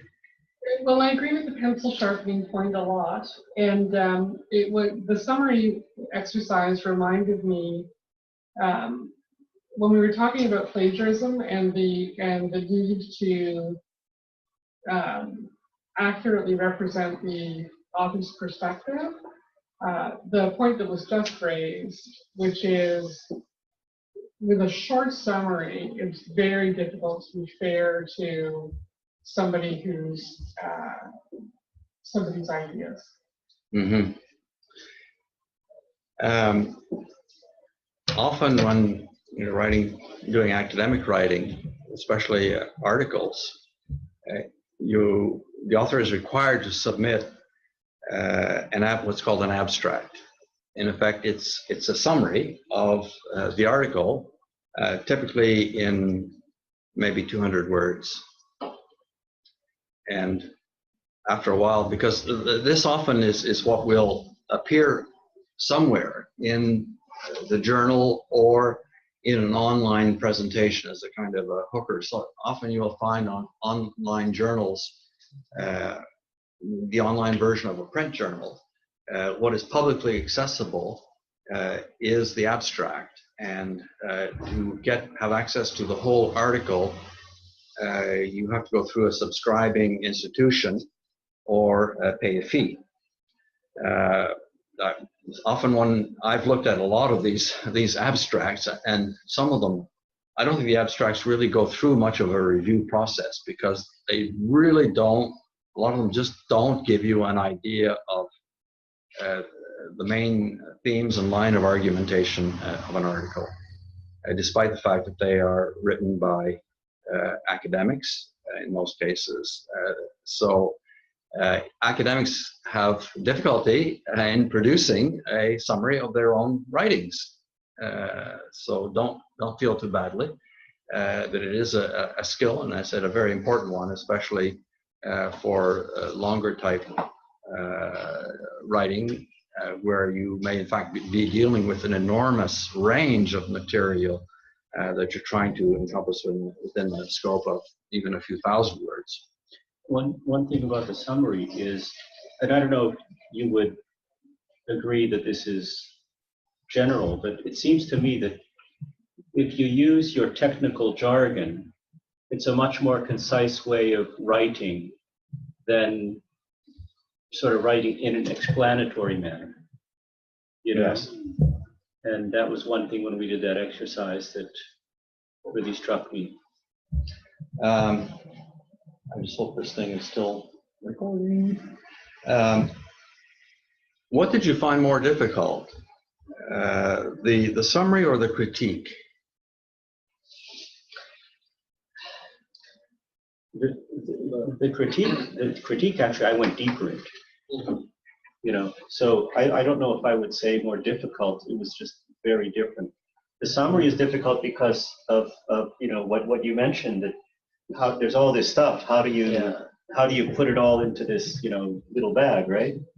So the critique, though, I mean, I found I was reading a lot more closely. Yes. It's the difficulty with the critique is giving the evidence in support of your commentary in a concise way. Yes. Okay. And that was whether positive or negative, right? So I found myself stating conclusions and having difficulty getting the evidentiary basis into my conclusions even in the word limit. Yeah. Yeah. Okay. One final point, I should have made this much earlier on, is sometimes you might be tempted to say something is interesting. Don't use that word. Unless, the exception is unless you're using it in a sarcastic way. Because to say something is interesting is frankly not interesting at all. Because for one thing, it begs the question, why is it interesting? That's what's most important. That's what's more important. So that's much more to the point and relevant. That's not a word that you use in academic writing. Okay, let's go on here. If I can find my relevant piece of paper here. Oh, this is what I want. Father Baudin asked an innocuous question at the last class. How can we find theses online? Perhaps you looked in the meantime. I knew that there was. I haven't had time. Okay. There used to be a way in the old print-only days of obtaining theses, a little bit more complex. It was done by the University of Michigan, which would produce microfiche or microfilm of many theses. Now everything is, of course, digitized. So it's relatively easy to look for theses. I'll go through the different web pages that I found here, including one, although it's not easy to find. In fact, it is quite difficult to find. on the University of Toronto website. I actually had to ask, is there something of the library, because I couldn't find it myself. But here's what you get back. Once you get it back, it's actually very good because it does give you the main links here. So obviously, University of Toronto theses, much easier to find. I think many of them are actually indexed in the UTL catalog. What is more interesting for us are these, sorry, that's the one from the University of Toronto there. Is it perhaps a little bit less interesting because it's more limited, although there are a lot of theses in the University of Toronto, obviously. And as I said, as far as I know, they are indexed. So you have a specific index here. You see even from 2009, pre-2009, 6,000, you have 7,000 here, and you even have master's theses indexed. What is more interesting is ProQuest. ProQuest is a primarily North American, but also to some extent worldwide source of repository of theses. The page will just come up here. It's not coming up.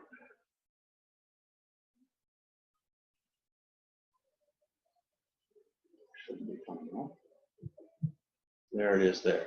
ProQuest dissertations and theses global, very ambiguous, but I said very strong on North America because often it will give you direct access to a digital version of the thesis. A little bit weaker when it comes outside North America.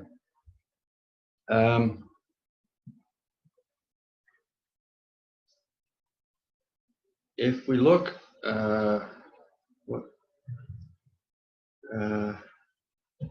let's look for orthodox theology. Oops.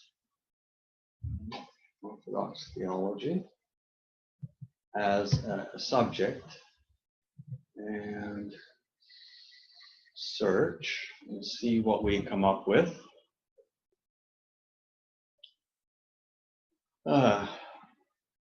Oh dear, 64,000 results. Well, let's boil this down to doctoral theses and maybe full text. Boil this down to something a little bit more manageable. Why are we still at 64,000? I don't know.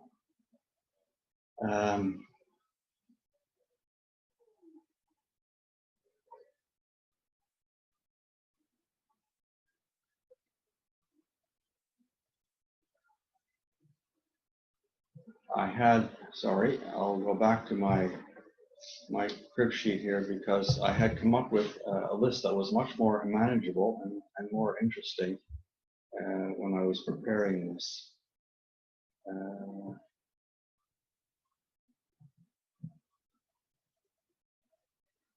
Search orthodox theology. We'll try this one.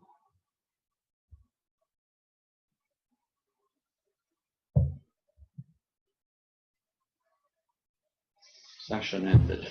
Okay, so that's no good. So this is one way to have access to search. Again, it's a very powerful search engine. What I found interesting in the list that I found originally, I can't find now, when I looked through it,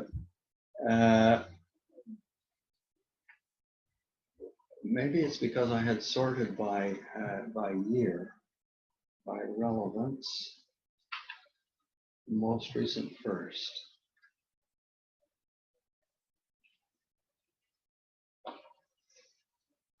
sort.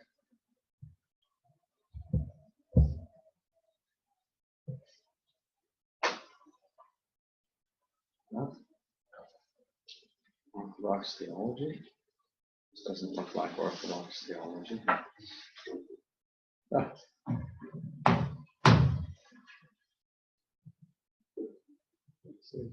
Text, sort again.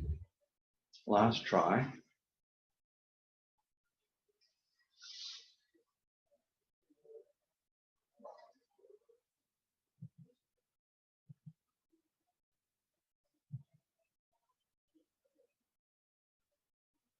Okay, I'm going to have to give up here. I couldn't find what I had earlier. But what was very interesting, when I went through the first 20 items, at least 4 or 5 of them have been published as books.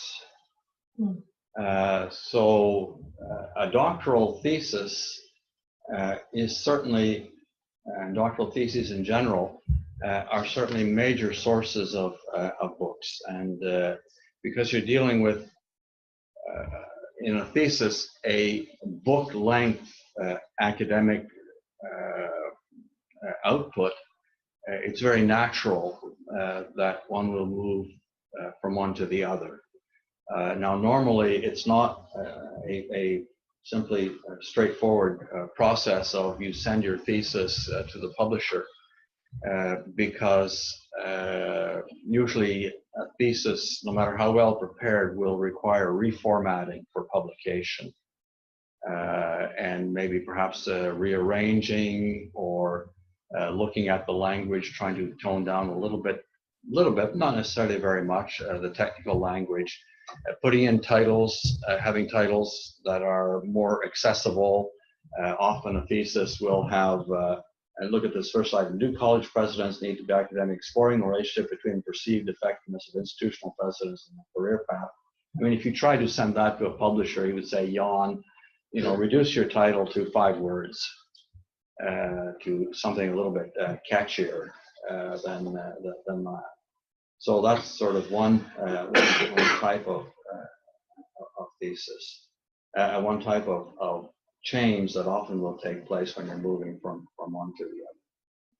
I still don't know why I'm getting all this stuff that's just not related here. Okay, let me go back to my crib sheets, and I'm very sorry that expired. Perhaps because I was going through the University of Toronto portal for that earlier, and I'm not right now going through that. There's another site here that's worth referring to as well, and these are Canadian theses.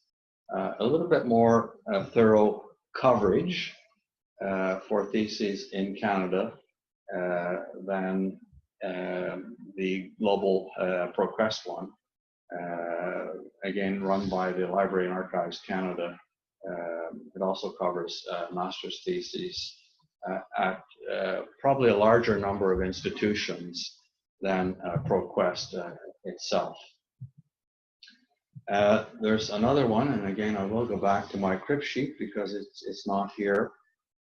As I said, the ProQuest is not so good outside North America. What is most useful for non-North American ones is the British site called Ethos, and hopefully it will be here.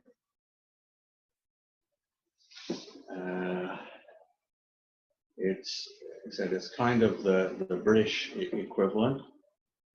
Look at this, they're bragging here, over 480,000 doctoral theses. Download instantly for your research or order a scanned copy quickly and easily.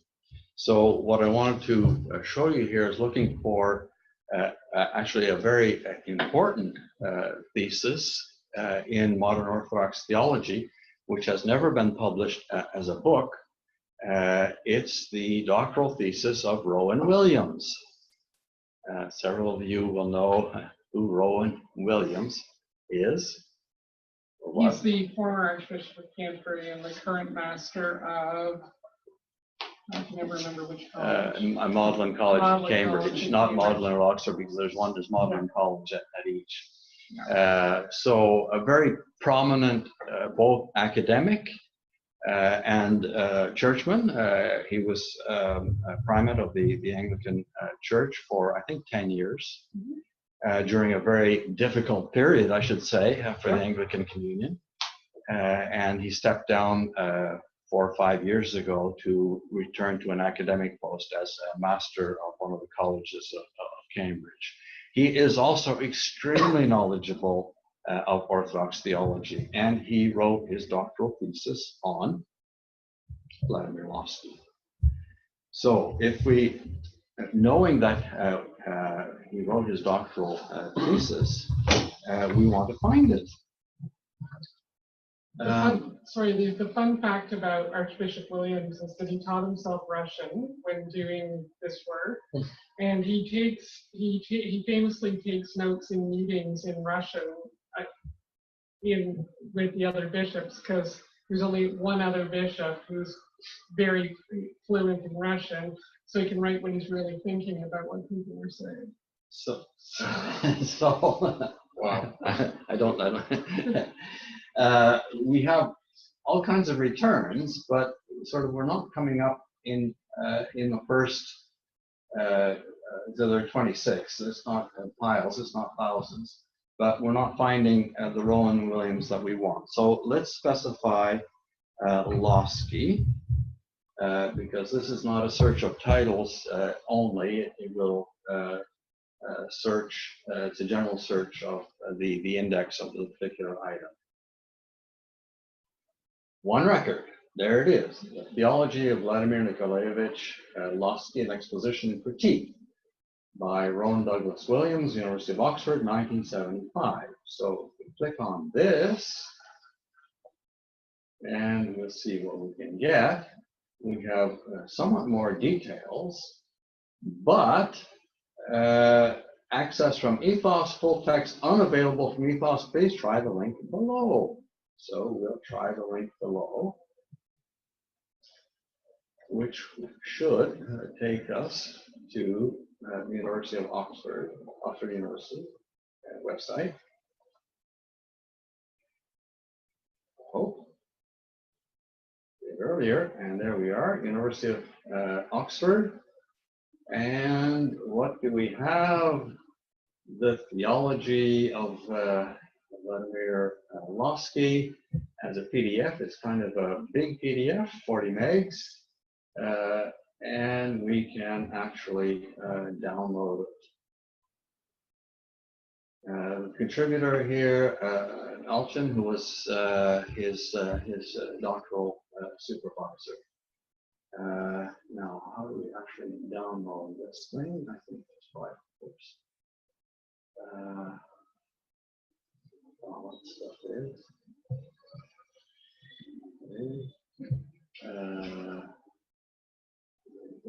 Clicking on this, we can actually download the entire thesis. I said the reason it's such a big PDF is because of the way it exists in its native format.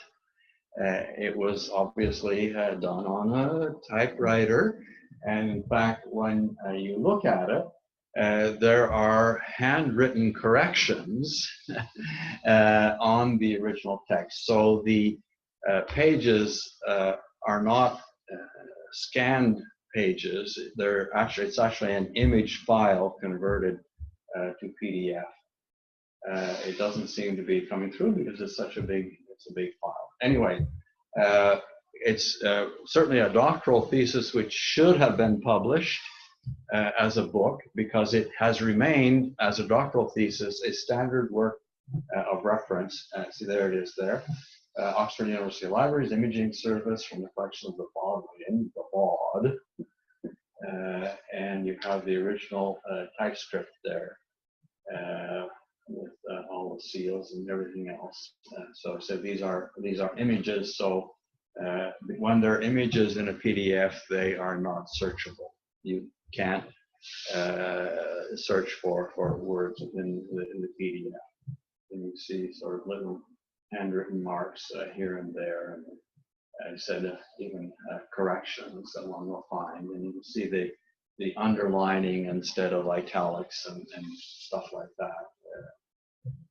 Yeah, I must admit I have no idea why it was never published, because he did publish, in fact, subsequently quite a few studies of Orthodox theology, but this sort of remains a classic work, despite the fact that it appears only as a thesis. But at least now it is available online. You don't have to order it from Oxford or go to Oxford to consult it. Okay. Father, I don't know if that answers your question, whether you have any follow-up questions on that. I should have perhaps covered that initially, but I didn't. And now I will, because now it's in my notes as a source to find material. Okay, I want to move on to another subject now, one that is near and dear to all of us, and these are styles. Style has nothing to do with clothing, I can assure you. It has to do with referencing styles, and this is on page 163 in here. And in Turabian, it occupies, it's all of part 2, source citation, and it covers chapters 15 to 19 and pages 139 to 289. So it's 150 pages in Turabian. We won't go through, obviously, the whole thing in Turabian, but I think it's worth certainly reading initially, and we'll do that here, her introduction, or the editor's introduction, because even though her name is still associated with the reference book, she is no longer directly involved.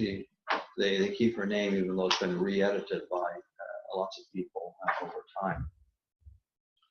So on page 139, her little introductory sentences there. Your first duty as a researcher is to get the facts right. Your second duty is to tell readers where the facts came from. To that end, you must cite the sources of the facts, ideas, or words that you use in your paper. So we've seen a lot of this before. I have one little qualification here.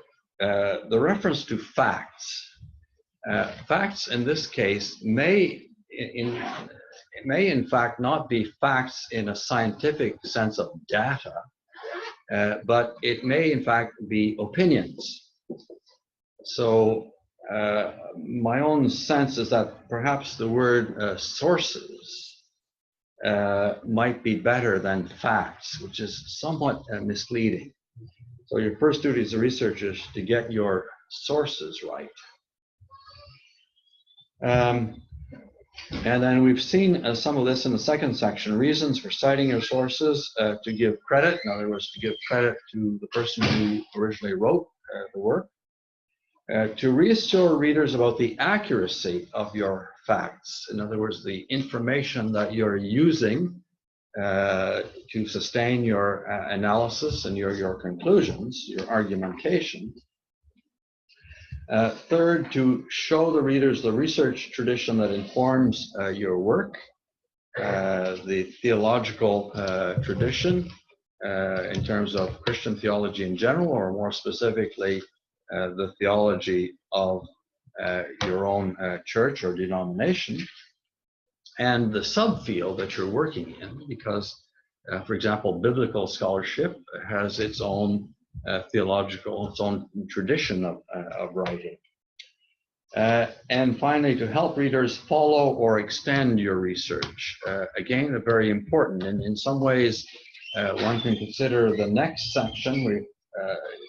The book talks about the requirements of citation, as the equivalent of producing the results of experiments or other forms of citation of data in scientific reporting. In science, many branches of science, not all, because sometimes it's not possible at all, the idea in reporting the results of scientific research and experimentation is that someone else should be able to replicate the experiment that you have done and come to the same conclusion, have the same results. So in order to do that, it's necessary to be fairly precise in terms of how experiments were set up and conducted. So the reference that you provide in substantiating your work, in effect, performs the same function. Somebody else should be able to say, well, he or she has cited this work. If I go to that work, I should find exactly the same material that the person has used or cited or summarized or paraphrased. And that's why it's important that a citation be precise, because otherwise, if it's a vague citation, the person will never find what you have used and what you're relying on as your authorities to substantiate your argument. So I think we've covered a lot of this in some of the earlier lectures, but an important sort of reminder of what this is all about. More interesting here, now we go on to the requirements of citation, and again, we have covered this a lot in previous classes, particularly when we were discussing the types of material, the different, and when things should be cited and have to be cited, etc. So that's kind of a review. For example, it covers such things as quoting exact words or paraphrasing, or ideas, data, or methods attributable to any source. Our interest at this point is more on citation styles, and here are on page 142. These page references are from the 9th edition. I don't know whether they correspond. You have the 8th edition? 138. 138. It's 138 in the 8th edition? Okay, 2 citation styles. I've mentioned these before. It's good to know what they are and sort of how they're set up and their strengths and weaknesses. This book covers the 2 most common citation forms: notes bibliography style, sometimes the notes style, widely used in the humanities and some social sciences, and the author date style, used in most social sciences and in the natural physical sciences. You may be asked to use different styles in different settings. For example, in an art history course, political science course, well, that doesn't apply here. Within a given paper, however, always follow a single style consistently.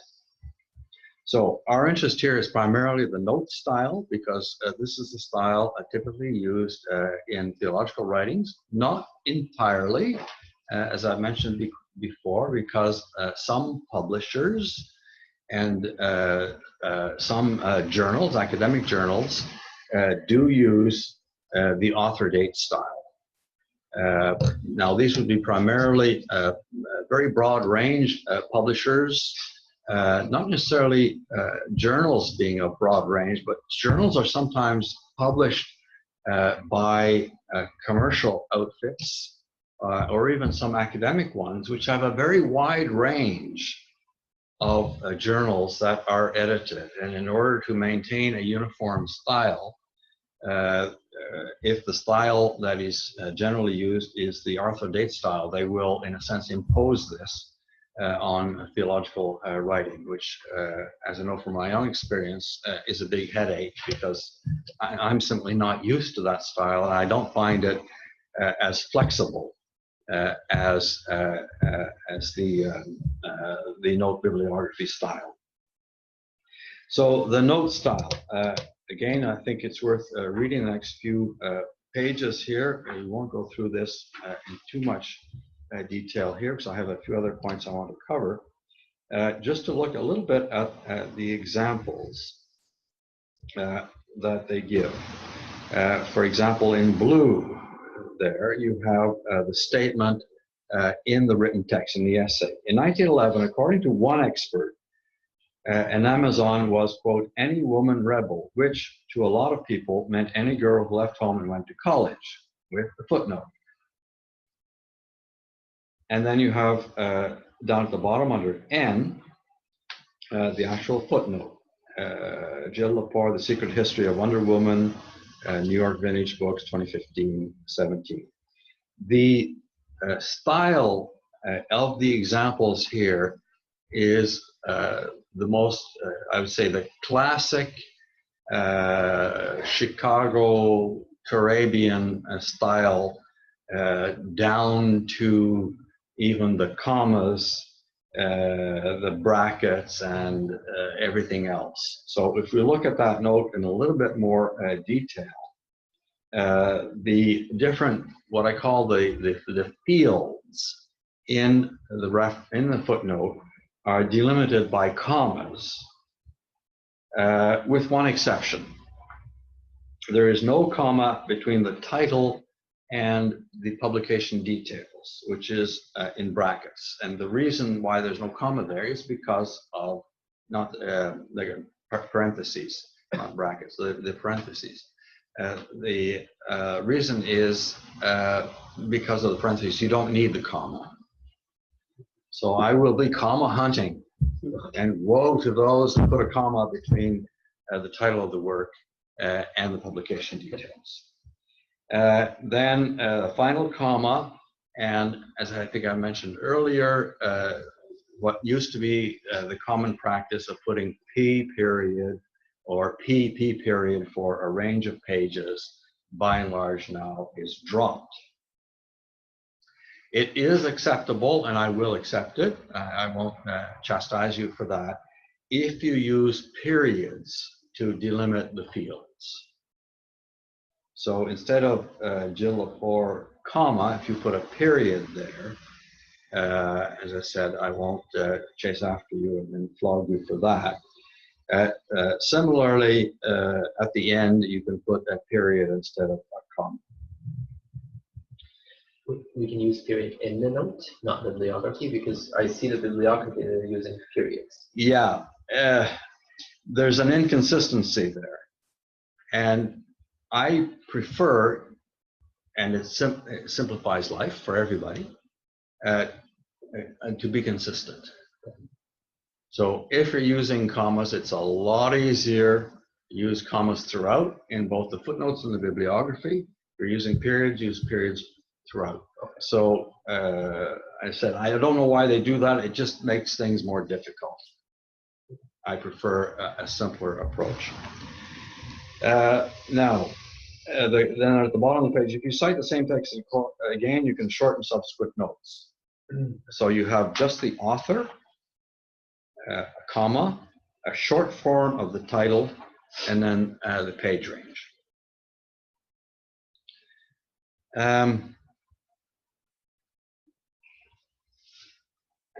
And then they have, as you point out, for the bibliography, the name is in reverse, it's in alphabetical order of the author's last name, and why they put periods, I don't know, but I would prefer that you be consistent, and it's also easier for you because that way you can simply cut and paste from one to the other without having to change the periods into commas or vice versa. What about the publication?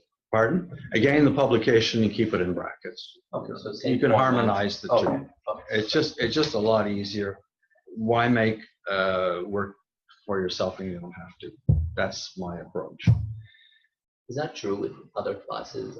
It depends. It depends on the. I think frankly, certainly in our program, most professors will be very happy if you stay with the classic structure and are consistent in format from one to the other. It's getting it right the first time that is more important than doing this little variation to make more work for yourself.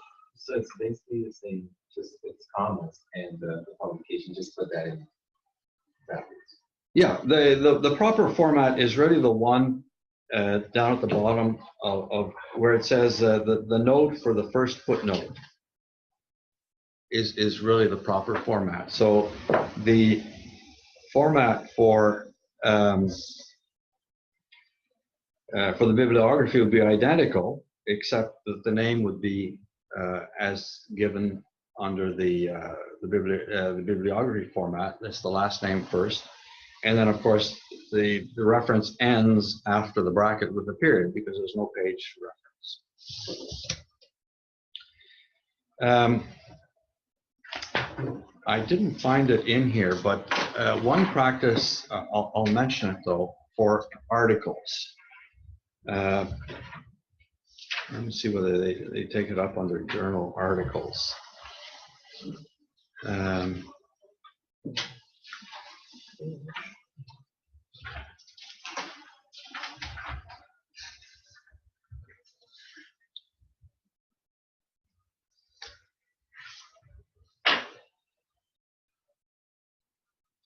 Yeah, what has become fairly common, I'm trying to see if there's an example. They keep using references to online versions instead of print versions. Chapter 17. Yeah, but I'm not finding, it's become very common and I find it useless for an article or an essay in a book to give the page range of the entire article, and then for a specific reference to a specific page, it'll say at the specific page. Now, I said it's become commonplace, and some journals insist on it. I find it useless. It doesn't tell you, presumably that if you have all of the other details, the person who's looking for something will find very quickly what the page range is for the article. What you're more interested in is the actual page number than the page range. So, but I said you'll see that practice, and it's only in the last 2 or 3 years that this has become fairly commonplace. I said personally, I find it quite useless, and it's almost an insult to the reader that they can't figure out what the page range is for an article when they have it in front of them. Okay, a quick look at the author date style under 15.3.2. In author date citation, to signal that you have used a source by placing a parenthetical citation, including author date and relevant page number next to your reference to it. So they've used exactly the same text, but put it into the other style. So you have at the end of the quotation, you have in what's called brackets or parentheses. Confusing the two. It's getting late at night. Brackets. In brackets, the author's last name and the date of publication. The date of publication becomes important in this kind of reference because you may have several publications by the same author so they're distinguished by date. And if there are several of the same year, they'll put 2015A, 2015B, etc., and then the page reference. And then for the bibliography, you have the author's last name followed by the year, so that someone can quickly find on the list the exact reference. The downside in the system, in comparison with a footnote, is if you're not familiar with, once you're reading a text, if you're not familiar with who Jill Lepore is and what the title of her book is, you have to go and find in the list of references the actual reference. Whereas if it's a footnote, you just glance at the bottom of the page and there it is. You don't have to chase around to find it. I think that's the big downside of the author dates style system. Now, let's see if there's any, a few other remarks here. I can say, I suggest you go through this, particularly the references to electronic media that I've mentioned a number of times. I think fairly consistent with what I'm saying. Just as a summary and to wind up this very quick look through Turabian, the introduction to the Turabian sections, as is, it's 150 pages. So most of the 150 pages is very detailed on how to cite different types of sources, books, articles, essays, electronic material, etc. On page 146 in the 9th edition, it's section 15.5 for the earlier versions, the preparation of citations. You can ease the process of preparing and checking citations if you anticipate what you will need. Most of this is very sound advice.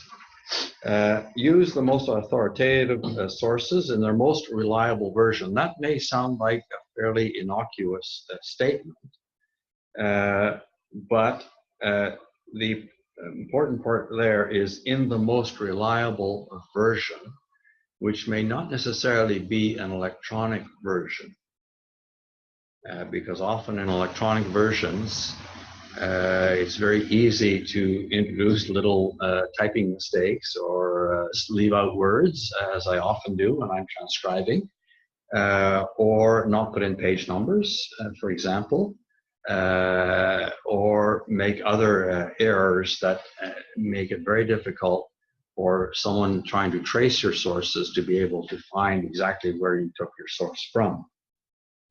The other point that is mentioned is also very important. If you find second or third hand information, track down the original source.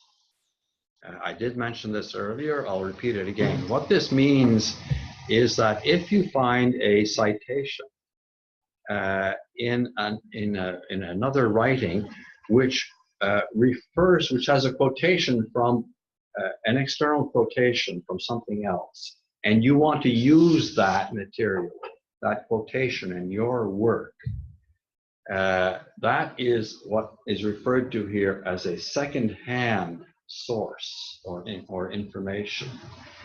You should try to track down the original source. I think I mentioned earlier, and I'll repeat it again. If you track down the original source, then legitimately you can quote the original source in your own work because you have actually seen it yourself. If you have not or cannot track down the original source, then, as I said, you have to give a double quotation. A quotation to the original source, and then a quotation to the source in which you're quoting it from. There is a proper form for doing that. It's a bit more complex, but you are then playing by the books. You're not trying to convince anybody that you have consulted the original source when you haven't done so. Doctor, could we use that quote and use their reference? Yes, that's what I'm saying. You use their reference, but then you use the reference of the secondary work that you're quoting it from. So I can use their footnote pretty much to say that's where I got it from. That's, yes, then you would say, usually the format is you give the original reference and then you say as cited in, and then you give the second reference, the one that you found it from. We did see an example of this in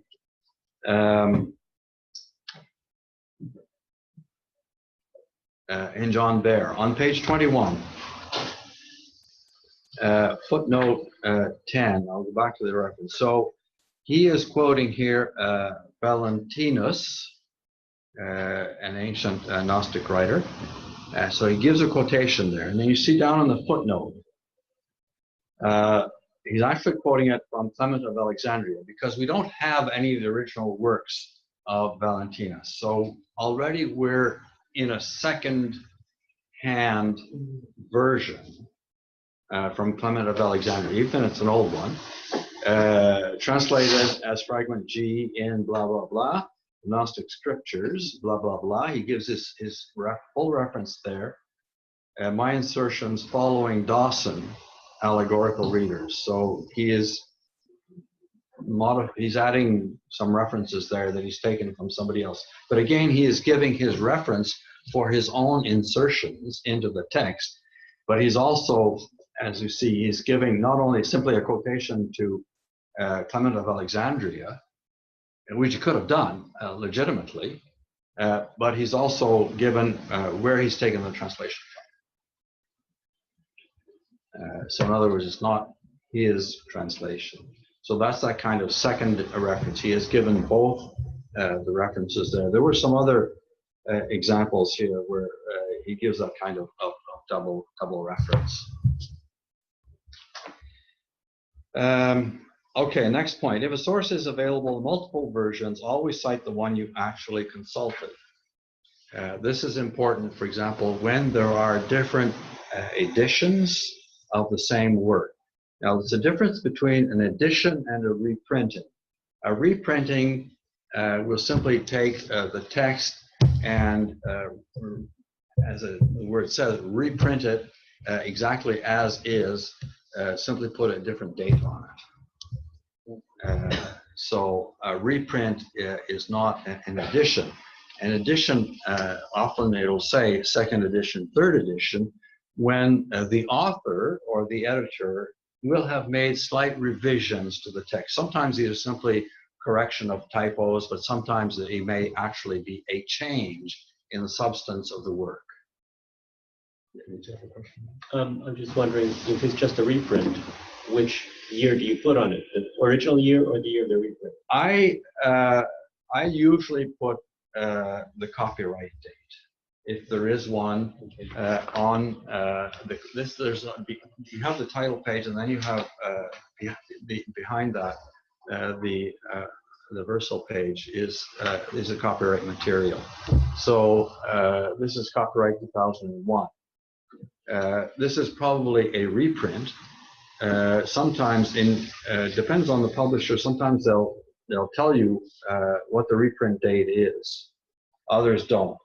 If you're consulting books in France, they're very they tell you both dates. I mean, they have to legally. They have to tell you when the date actually it was printed. The publisher is obliged to put into the book the actual printing year and often month right into the book. For older works, older meaning books that may go through several republications, or books in translation, what I do is after the title, I will put the date of first publication so that the reader knows that even if the date, this is particularly important for translations, that if the date maybe 1970 something, well, I'll give them an example. Lofsky's Mystical Theology. The first English translation, the year escapes me. I think it's the early 60s is the first English translation. So without even taking into account subsequent reprints, the date that would appear would be 1962 or 64.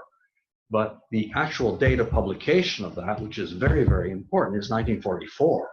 So I put that date, said in parentheses, after the title, so that the reader will know that the first publication was 1944, and then the first publication in English was almost 2 decades later. So this is very important for older works, where the translation in particular may come decades after the original publication. But to discuss the work in its historical context, you have to know what the date of first publication is. Can I ask one more question? Yeah. I have to leave soon. And it has to do with page 163 in the reader. And just a quick thing, it's the St. Vladimir's house sheet. Yes. It's 1, 2, 3, 4. The 5th little paragraph, whatever that begins. Please note that St. Vladimir Seminary Press uses the serial comma and respects the distinction between restrictive and non-restrictive relative pronouns. And I think I know what those mean, but I want to be sure that I know what those mean.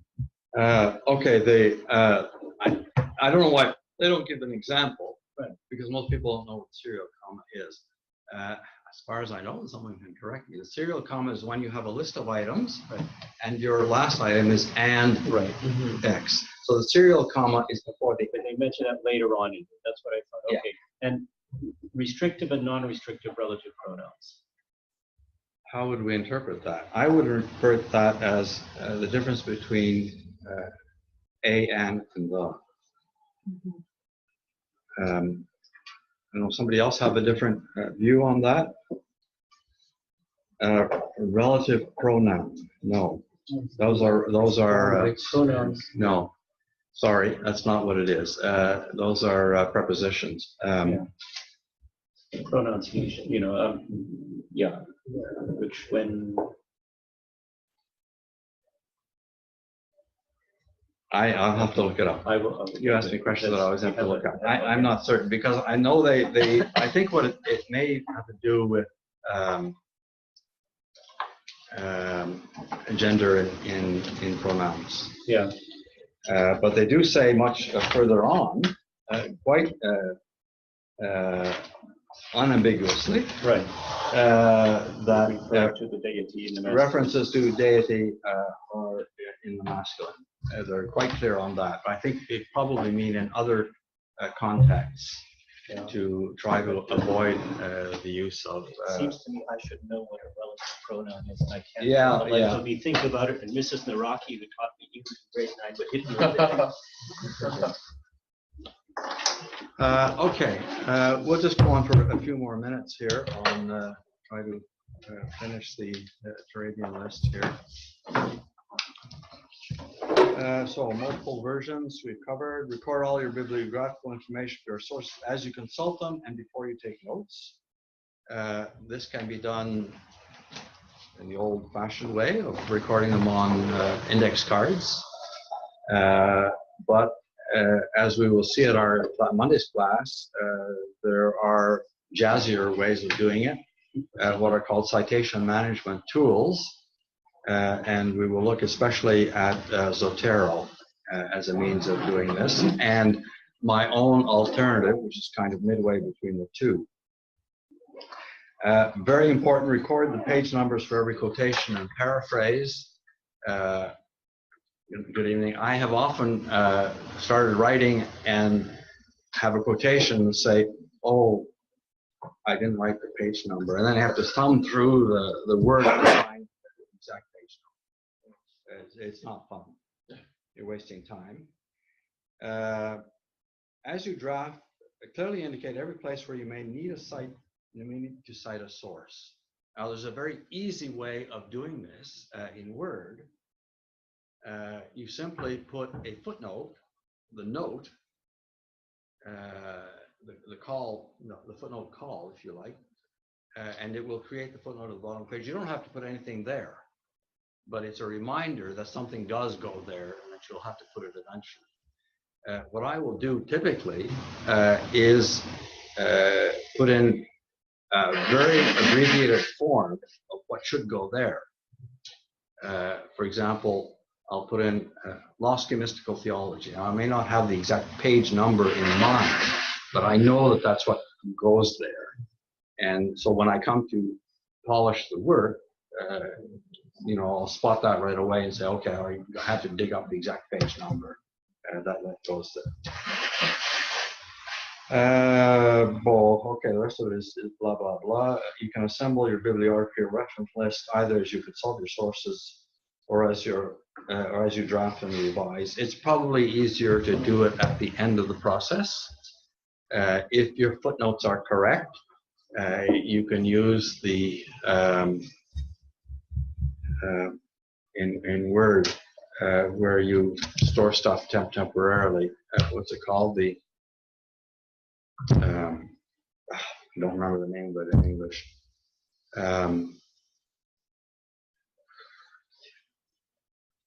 Something it used to be the thing that used to pin things onto. Pardon? A notepad and then think that. Is it called the notepad? Something. Yeah, it's the equivalent in Word. Something Kindle. I think it has like just like a fin or so, in the whole thing. Where Yeah. Sticky fats. Yeah, but you have this. That's not what it's called in Word. I don't know. It's like a billboard. You sort of pin things Yes, onto it. yeah. You can collect. Something.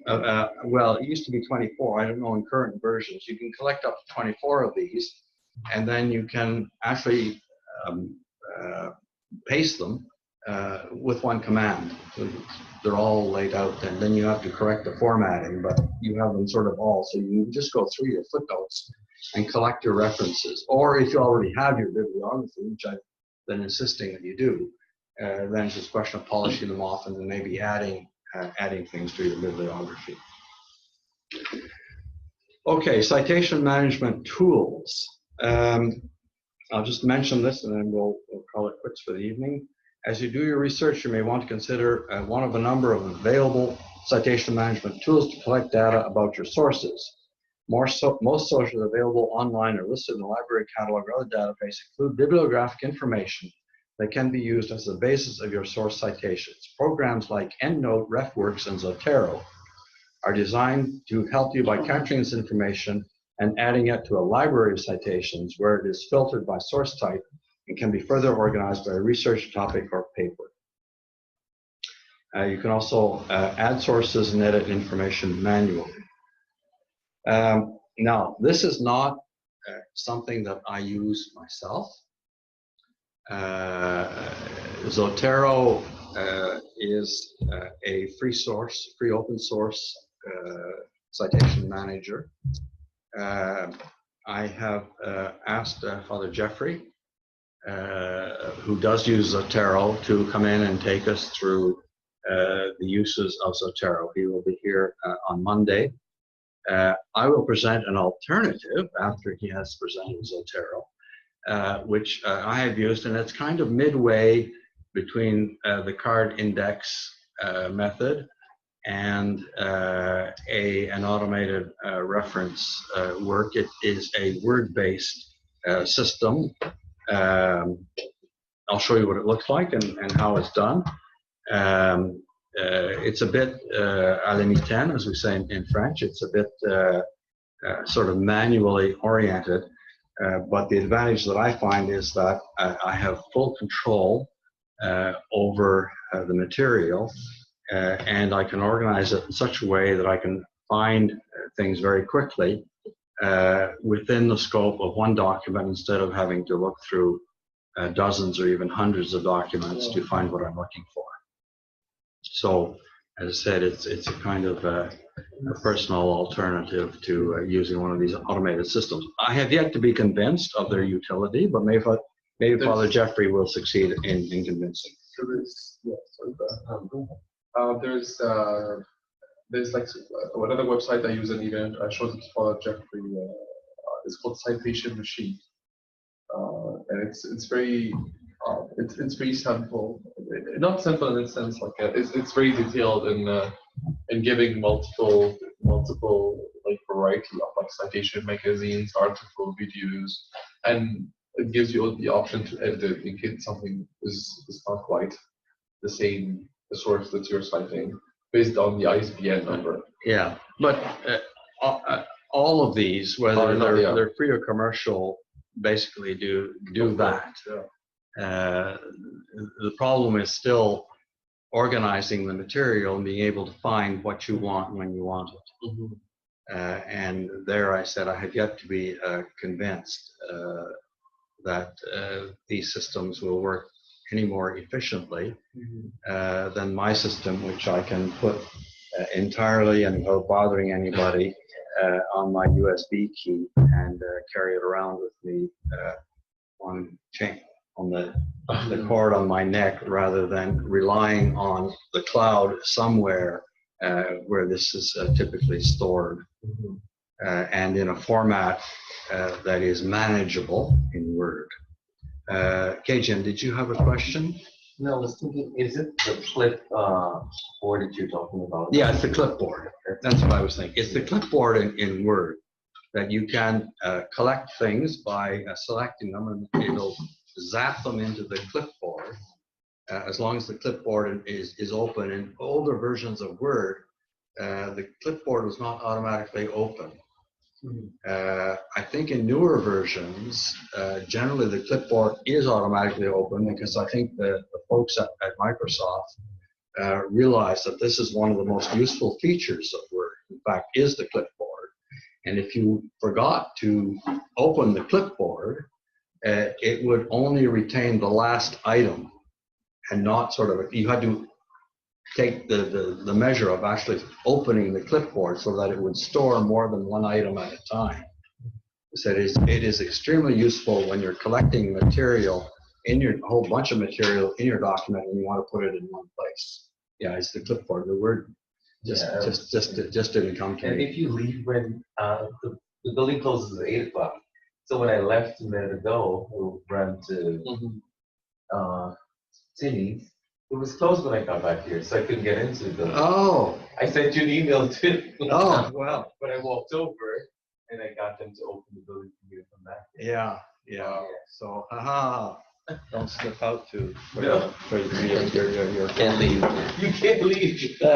Okay, before you leave, well, listen, I've already given you this. So let me explain these two handouts that you got earlier, and also for the folks online. So we've gone through the footnote stuff. I will start next class with an exercise. Did you get this earlier? Yes, I yes, left there. So this is due a week from now. You may want to wait till we do the in-class exercise in the next class, or it's not that difficult. I think you'll be able to handle it, but it'll perhaps be a little bit clearer after we do the in-class exercise. The other one is the first draft of our program for the 16th. So it simply has the title of your work as it stands now. The titles may be subject to modification as we go along. So if you have a change in title, please send it to me. I think at this point it's going to be very difficult to change the subject, but you may want to fiddle with the title. So the title should be relatively short and catchy to get people's attention, because this is what everyone will see when the program is finalized. The final point I want to make here is, if you have any time constraints on the 16th, we're scheduled to start at 9 and to go to 4:30. If everyone does their presentation, there are 12 altogether. We have half an hour. Per student, with 15 minutes for the presentation, maybe over a minute or two, but not much more.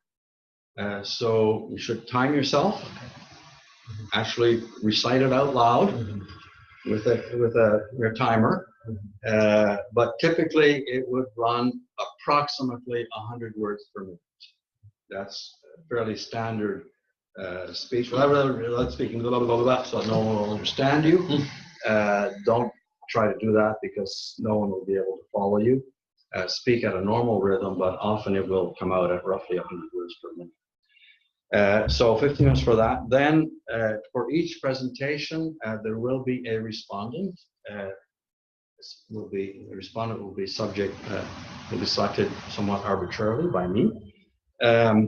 And the role of the respondent is to make the first substantive comment, or to ask the first question, simply in order to get the discussion going. So the respondent, probably the papers will not be available beforehand. This sometimes happens in academic meetings, that the papers are available. The most that may be available a day or two beforehand, and I get to ask you for this, but I'm asking for it now, and I will specify this as we go along, is a handout, which should contain, at a very minimum, obviously the name of the presenter, the title of the presentation, an outline, and a bibliography. So kind of one page with that basic information. So for the presenter, that's probably all that will be available. If there is a text available. I will ask the presenters to try to make available to the respondent a day or two ahead of time, so that the respondent can prepare. Otherwise, the respondent will have to be alert to listen to the presentation, and then I said to be able to make the first comment or ask the first question, which should be a substantive one, just in order to get the discussion going. So the discussion is intended to clarify points that are made in the presentation, to raise alternative perspectives that perhaps the person who's made the presentation has not made, or even to question the soundness of the interpretation of the data given, or of the way the argument, the way the sort of conclusions are presented. So what's called the argumentation is not having an argument. It's simply the way the sort of build up to the final conclusion is done. That's called the argumentation. So the discussion is intended to be a dialogue and not an argument in a classical sense. So it's not a question of one person holding one position, somebody else, and you're sort of fighting it out, but being able to sort of engage in, well, what if we did this and what if we did that? Now, as we discussed concerning the blogs, that is a process in itself of refining the thinking on both sides. So the objective is really to assist the author in the final writing of the formal written essay. That's the real objective of the discussion. Okay, do any of you have any constraints on the 16th? I said what we'd probably do is run from 9 to 12 and have an hour break, and then from 1 till 4:30 approximately. Okay, good. All right, I think that's it for now. You have enough to keep you busy. Thank you very much, and see you Monday.